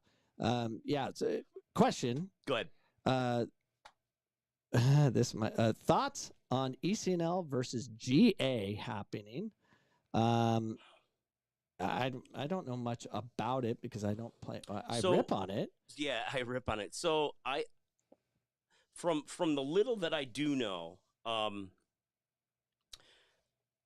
I think it was ECNL and GA are like cousins. They're the same level, but some teams, some clubs decided we're not going to do ECNL. We're going to do this, but they're basically the same level. GA is Girls Academy. Is that what it is? I don't know. I think ECNL was known to be the okay. top girls, and then GA. And correct us wrong if we're wrong. What is GA? That's Girls Academy. I'm maybe. assuming. Then So- there's what was the other one? It was a DA. Oh, DA, which is no longer. Okay, and then so there's ECNL, and then what's the other one? There's two different that are the same. I know there are because I had kids on this high school team. So I play ECNL and I play this, and they were the same thing, but they don't play against each other because again, the mafia heads, the club heads couldn't agree on like a cost breakdown. I'm just kidding. I don't know. Yeah, Girls know what I mean? Academy is what sorts replaced DA. So, but it's more of the girls' side. So for me, I think every state's different. I think Arizona is just jacked up. It's like there's so much divide here. Oh, they'll. and isn't it funny? Isn't it funny how you through the years, and I've been here since 2003, and what I've realized it's like the same figures just kind of like repurpose themselves and start a new club. Yeah. And it's gone from this club to this club to this club, but it's the same people. It's the same like Godfather. Yeah, because they get running it. They get found out, and then they have to change their identity into another club, or they go into a new league or whatever. It never ends. It's just kind of like the so U.S. Club came in and took like half the state away from ASA. Okay. Jonathan Berzins? Berzin, yeah. So Jonathan, he was at Highland High School in Chandler Gilbert. Mm-hmm. Okay. He was my athletic director here for a moment. Then he went to Fort Lewis. Okay. And now he lives in Prescott. Okay. Or Flag, one of the two. I think Flagstaff. He became the CEO of club soccer for U.S. Club. Okay. And they just took everybody, like all the elite clubs. Everyone was trying to get into it because they're just taking everybody. And ASA was dwindling to nothing. And then what does ASA do? They hired Jonathan Berzins. Oh, jeez. For a 6-figure contract and brought him over to ASA. So now everyone's coming back because it was all over scheduling, really. And Jonathan's a good administrator, and he's getting that done. But it's comical. Like, it's good stuff for my podcast. Not for the kids or the families, but good for me. But, yeah, it's nuts. So they bought him. And so he's doing that. And now everyone's separated. But now, because of the divide, they can recruit players and borrow them and all this What's stuff. What's the common denominator, you think? Money. It's always money. That's right. Which is fine. Which is fine. I get there. So just everyone gets confused about me, like, oh, you're against. I'm not against. And coaches getting paid. And I want if I can jump on there too. Yes. Here's what I want to say. I think there are some really, really unbelievably good coaches out there, Coach. And I think there are some gentlemen that are they've got virtue, they've got character. They're in it because they truly like the kids, and those are the ones that make the biggest impact. Those are the ones I'll pay money for that guy. In fact, my son played Excel soccer, and he was with this guy, and I think he was fantastic. His name's John Tucker, works with RSL, and I thought he cared so much more about the boys. He had extra practices. Hey guys, we'll do this. He did so much more for himself. But, and here's what I will say: for all of. And we're back. And just to give you some news, we got Arizona connection. For the women's soccer side, Casey Bingham, who's from Arizona, coach at Paradise Valley Community College. She knows Arizona well, so it's good to have another Arizonan coaching at the Division I level at UNLV. So congrats, Casey. And she has a lot of ties to Arizona, so it's going to help our Arizona community have opportunities there. So that's exciting news. Yeah, on the girls' side. Yes. Yep. Well, that's fantastic. Well, we are set for 2 10-minute overtime periods. We are at Mesa High School. We are live streaming, presented by the Soft Red Podcast YouTube channel. My name is Dan Salas, along with head coach, Phoenix College national champion David Cameron. We are all locked up at zeros. It is Mesa 0, Pinnacle Pioneers 0. And again, right before regulation, Pinnacle had a golden opportunity to win it. However, Max Perez had other ideas. Junior goalkeeper Max Perez. And, you know, when I had a chance to talk to Coach Hagan and Beto before the game, the Mesa coaching staff, you know, they said they had 2 really good goalkeepers. They both battled it out preseason, you know, throughout the, you know, Coyote tournament. And, you know, they decided to go with Max for the number 1. And I'll tell you what a good decision so far, Coach. Yeah, it was a great decision. But that's what you're going to get with high school coaches that have been here for a long time and obviously have received a lot of respect, not only from us, but from the entire Arizona community. You know, I don't know if they have an Arizona High School Soccer Hall of Fame. I'm not aware. I think it's just kind of like an AIA. There's an opportunity on goal, just a little bit too heavy. But, again, if there was an Arizona High School Soccer Hall of Fame, here's just a little bit out of bounds. Coach TJ Hagan is a first ballot. 30 years. This is his 30th year at Mesa High. And, again, if nobody knows Coach Hagan's background, Google him. He is a science teacher extraordinaire and an absolute Mesa High School historian. I believe he has every statistic logged with Mesa High School soccer. I believe he has every Mesa High School statistic in the school in general logged. He graduated Mesa High. I believe lives down the street. No, I don't know. Go ahead. He's that kid's got some pace. He's a problem. And what TJ does that's different than most, he actually goes and watches alumni play. I always see him at Phoenix College, especially when we're playing Mesa, so he sees all his players. Yes. And then he'll take a picture with, you know, both players on each team, and he's constantly having that connection. I think that's so important for a program to keep your alumni connected.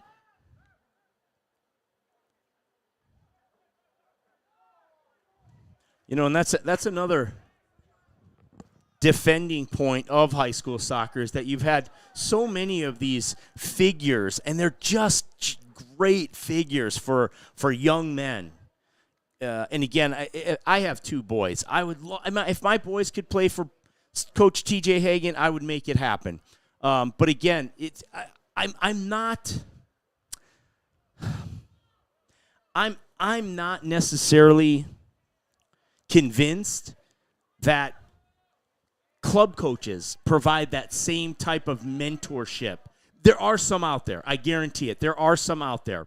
But for the most part, the way clubs operate, you know, from what I've experienced is, you know, 2 or 3 years with one coach, and then they rotate. Well, you're going to get a new coach now. And again, they may say just because it doesn't get, you know, maybe the message doesn't get stale. And I understand that to a certain extent. But again, the relationships that are forged through the high school experience are lifelong lasting, no doubt. I've had the opportunity to, again, experience that on myself. And someone, you know, one of my absolute best friends is one of my first captain in 2005, Dan Ballo. So those that coach, it's not big money in high school. It's not like, oh, you need to do it to pay the bills. You do it because you love the sport, you love what you do, and that's the type of coaches you're getting in high school. It's just they do it because there's something else there, which in TJ Hagan's case, it's because he really cares about young men developing into adulthood through the carrot of soccer. He does a wonderful job. Whether he's moving them on to keep playing soccer, but I don't think that's what he's about. He'll help them with that process, but it's more important of creating that coalition of great humans, put them together and get them to be able to showcase what young men are supposed to be about. Right. It's a great. It's very similar to any kind of team, like a military or anything like that. When you bring people together and you have a common goal, you can really build things. I didn't get a chance, and I apologize for the last athlete that went down from Pinnacle with a cramp. I know they'd taken him off the field. Let's get that kid a banana or an orange.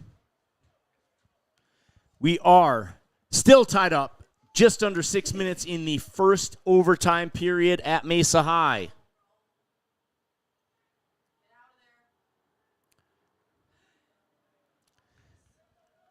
And for the ones that are going to follow these channels and they want to know when we are live streaming, go to YouTube, just search the Soft Red Podcast and like it and subscribe. And when you do that, or hit the notification bell too. If you do that, it'll let you know when we're live.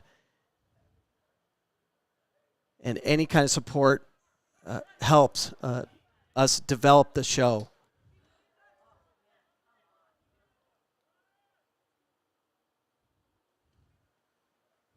And feel free to comment or send a message to either one of us and give us your opinion. Like, I wish you would do this.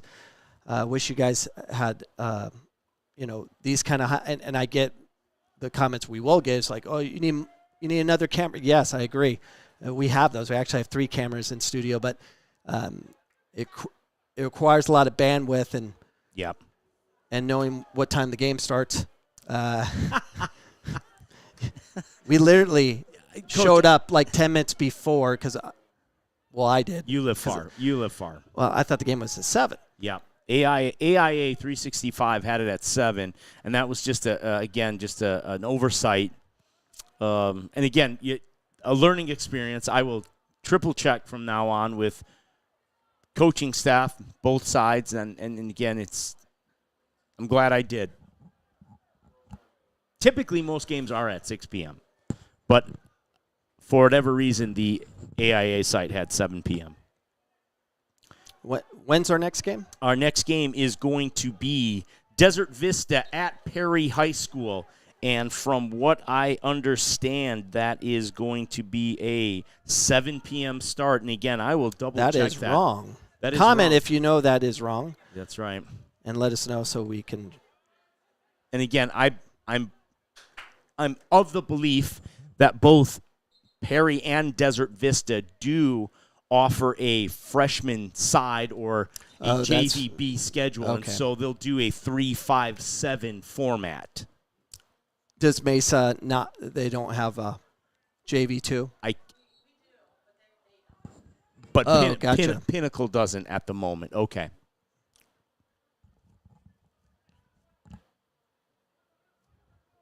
And no, Coach Cameron, you make a great point too. Anybody that is listening to the stream, and maybe it's not tonight, or maybe it's, if it comes to you and you feel, hey, we deserve attention. We've got a really good team coming up. As the season grows, I would be a fan to say, hey, maybe we can get out to your school. And I wanted to add, we plan on following up our live streams with an in-studio podcast with multiple players, multiple coaches, invited players, invited coaches, and again, people that are making a general positive impact to Arizona high school soccer. So it may not be a player, it may not be a coach, maybe it is an athletic director, maybe it is a club director. Just so again, that we continue to have this platform provide attention to what we're trying to accomplish. Got another Pinnacle player here. Just a little bit of a cramp on the home sideline. We're at 2:25 left in the first overtime period. 0-0. Mesa Jackrabbits, Pinnacle Pioneers.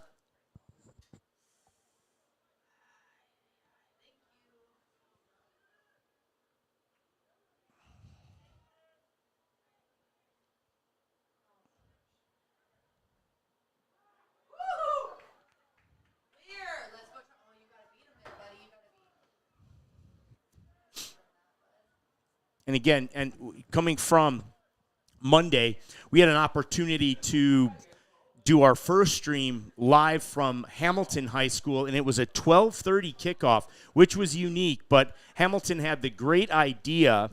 Coach Tim Vance talked about there was another, maybe a girls' basketball or a girls' volleyball game in which they played during the day and allowed the student body to attend the game during lunch periods. The same thing was done Monday. So it was Brophy that came in, a 3-1 victory. But in terms of the style, it was definitely it was different from both of what we're watching tonight in terms of the spacing and the both teams, willing to depend on their goalkeepers, play out of the back, using their goalkeepers, and it was almost a tighter game, if you will. Not so much spread out and stretched as what we're watching here tonight between the Jackrabbits and Pioneers. And I know you have Anthony Hidalgo is an assistant coach on both Phoenix College and Brophy College Prep. I know Mark Kelly is obviously pleased to have Coach Anthony Hidalgo on his staff to bring that championship pedigree. We're just under 30 seconds here in the first period with a corner kick coming to the Jackrabbits. Heavy to the back post. Side netting. And Brophy and Boulder Creek just finished their game, and I'm waiting for the score. Oh, great idea. We can provide Anthony, some live updates. Yeah, I think it should happen. Yep. And that is the end of the first period.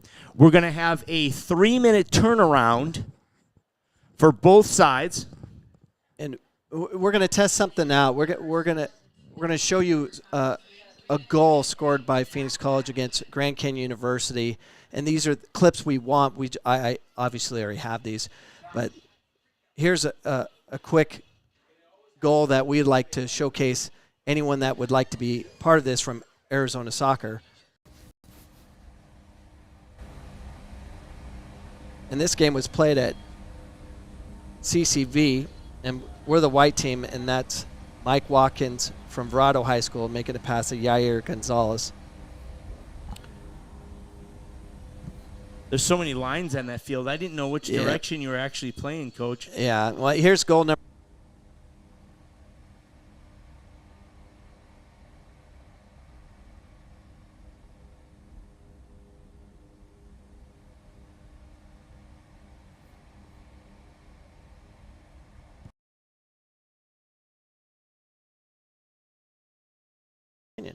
So, wow. So we had a minute and 55 seconds.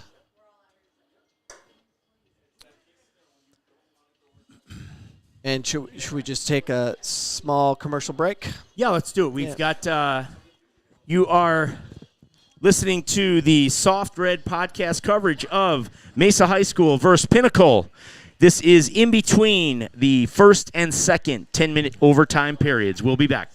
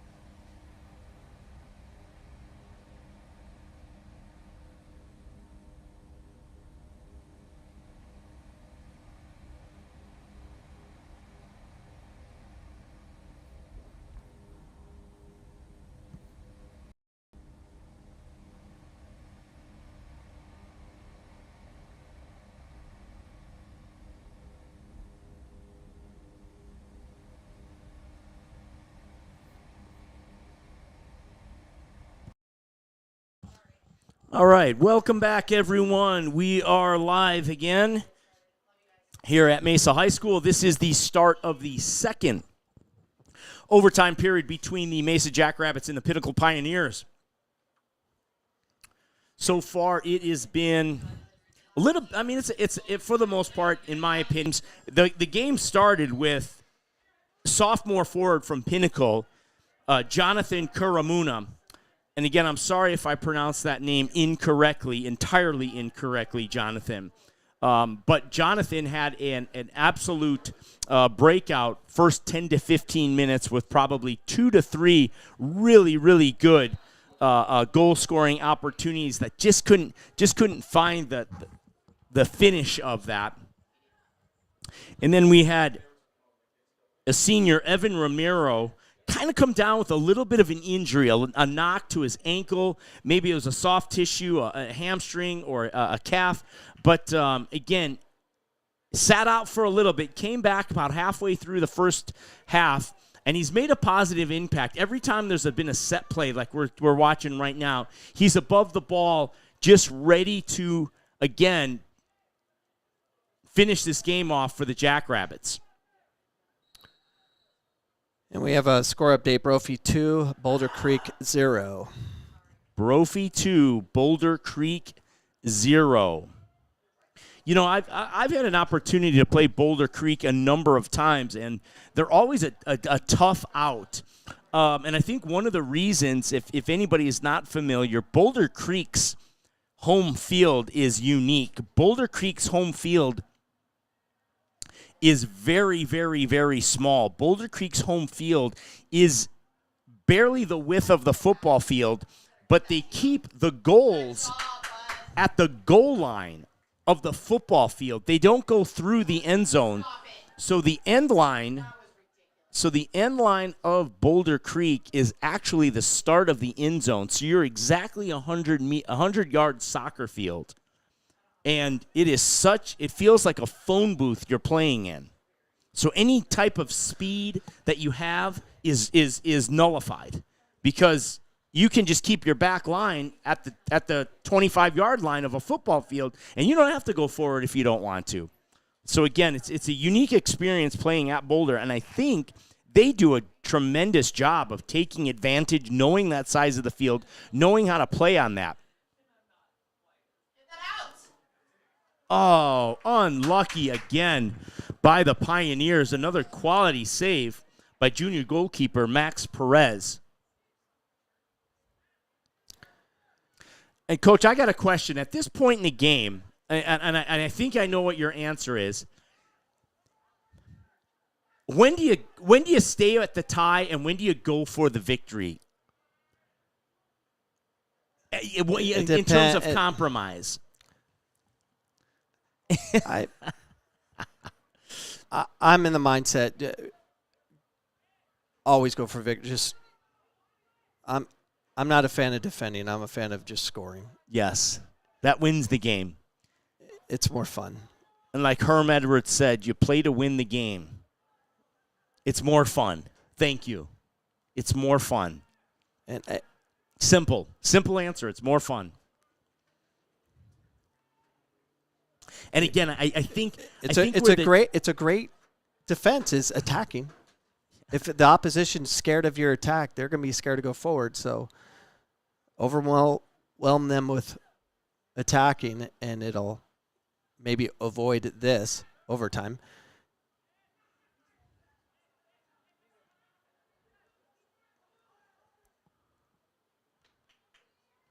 But we now have a scrolling ticker of results. So I only got one result. If you have other results, comment, let us know, and we'll do a better job of finding these out as they come in. As they come in, and we know enough that we could just do a group text and just start getting these in, because it's hard to. As the season gets longer, everyone's going to want to know the scores right away. There is, I believe it's called, and I'm going to look this up right now.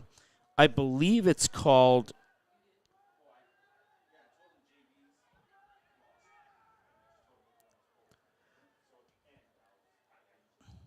I believe it's called West Side.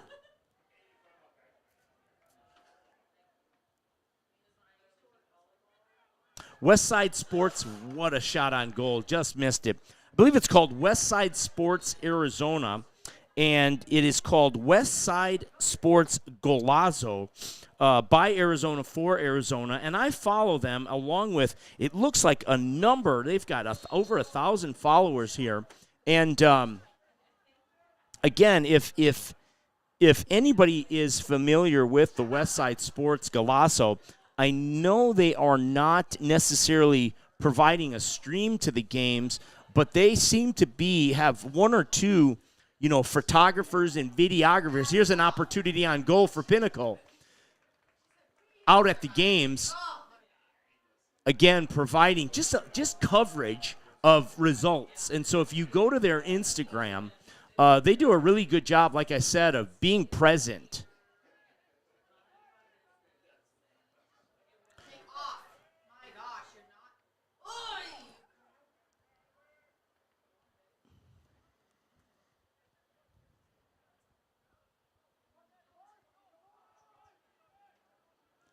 Again, if West Side Sports wants to get in contact with Coach Cameron or myself and the Soft Red podcast, please reach out.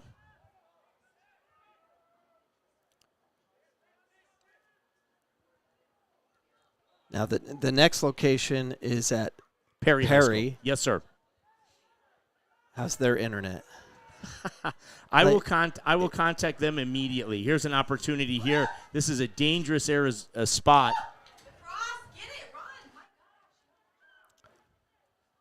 That's a nice little step over right there. That's a nice little. Wow, that was developed really well from the right wing. Yeah, Pinnacle had 4 defenders and their keeper, and Mesa only had 1 attacker. So it's 1 versus 4. The service was great because there was an opportunity there. A guy in between all the defenders to the Mesa player, but the goalkeeper stepped up and did his job. Yeah. And speaking of service and serving balls in, Coach, you had a former KOFA high school standout and I believe just recently voted a junior college All-American 6'6". 6'7". Oh, I knew you wanted to say it. That's why I said 6'7". He's legitimately 6'7". He's legitimately, and again, I kept that off some of the broadcasts. But Tiernan, Nicewander, and his dad, head coach at KOFA High School, Jamie. But Tiernan was an absolute nightmare on crosses, and I hope only the best for that guy in his next stop if he continues to play. Oh, what a great kid. He'll continue to play, and he developed a ton during the season. And that's the thing with trying to identify players. He kept growing. Whoa. He kept growing into college. He's kept growing, so he wasn't fully into his body. And as he was trying to navigate the growth and get everything figured out, he was getting better and better. Scoring goals off in the air, off the ground? He was scoring goals in high school. Obviously, he's the top goal scorer in AIA, in 6A his senior year. But he kept growing, and when you grow, you're a little thin. You have to get, fill out in your body. But that's why we got to be careful how we just, try to identify players. That's what they are. That we can't really do that. It looks like we got a... Yeah. We're just under a minute here, and unfortunately, we've got an injury on the far sideline, and I can't tell exactly who that is, but it looked like it was a non-contact injury, and those are the worst ones.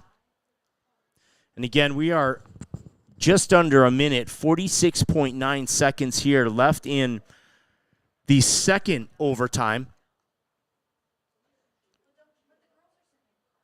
And again, this will end as a tie. All right, the clock has to change to 55. The clock has to change to 55 seconds.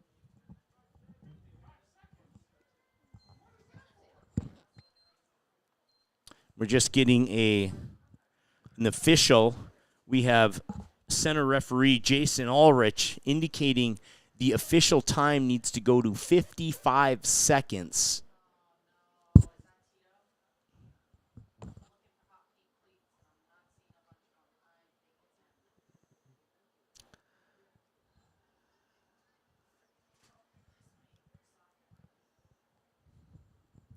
And as we wait on the injured athlete, we're getting some just our first indication. It might be Juan Tito Perez with injured on the far sideline. Hopefully he gets up here.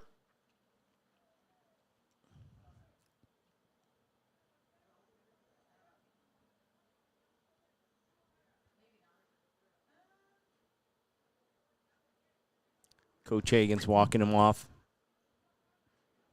Gingerly at best.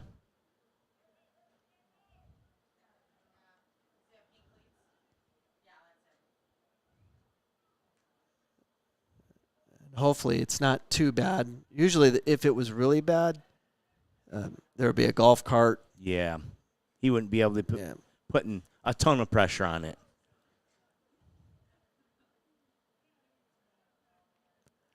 Once again, we're sitting at 55 seconds here in the second overtime. Pinnacle in white.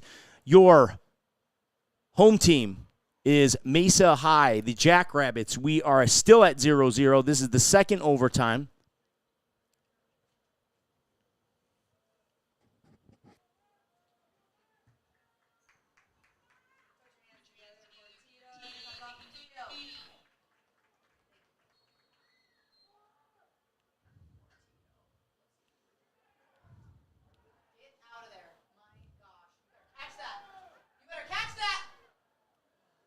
And the ball just over the crossbar at 42 seconds left.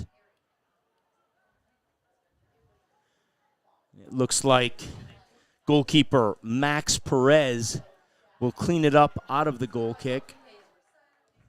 And here's Evan Ramiro knocking it forward. 25 seconds left in regulation.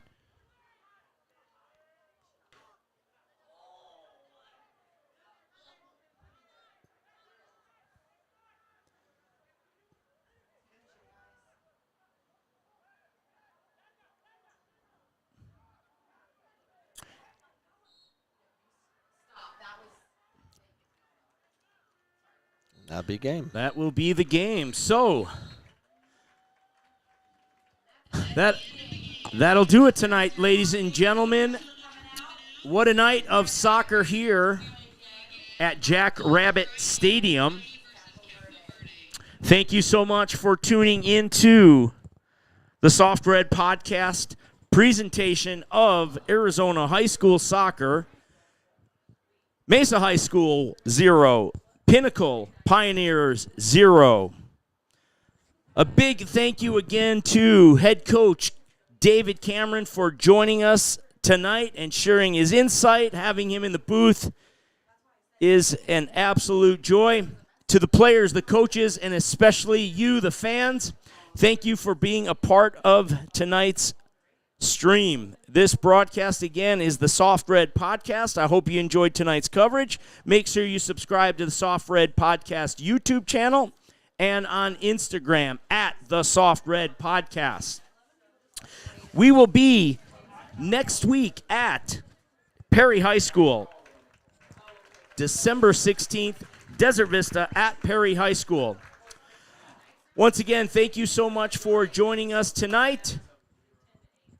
See you next week at Perry High School. Good night, everyone. Good night.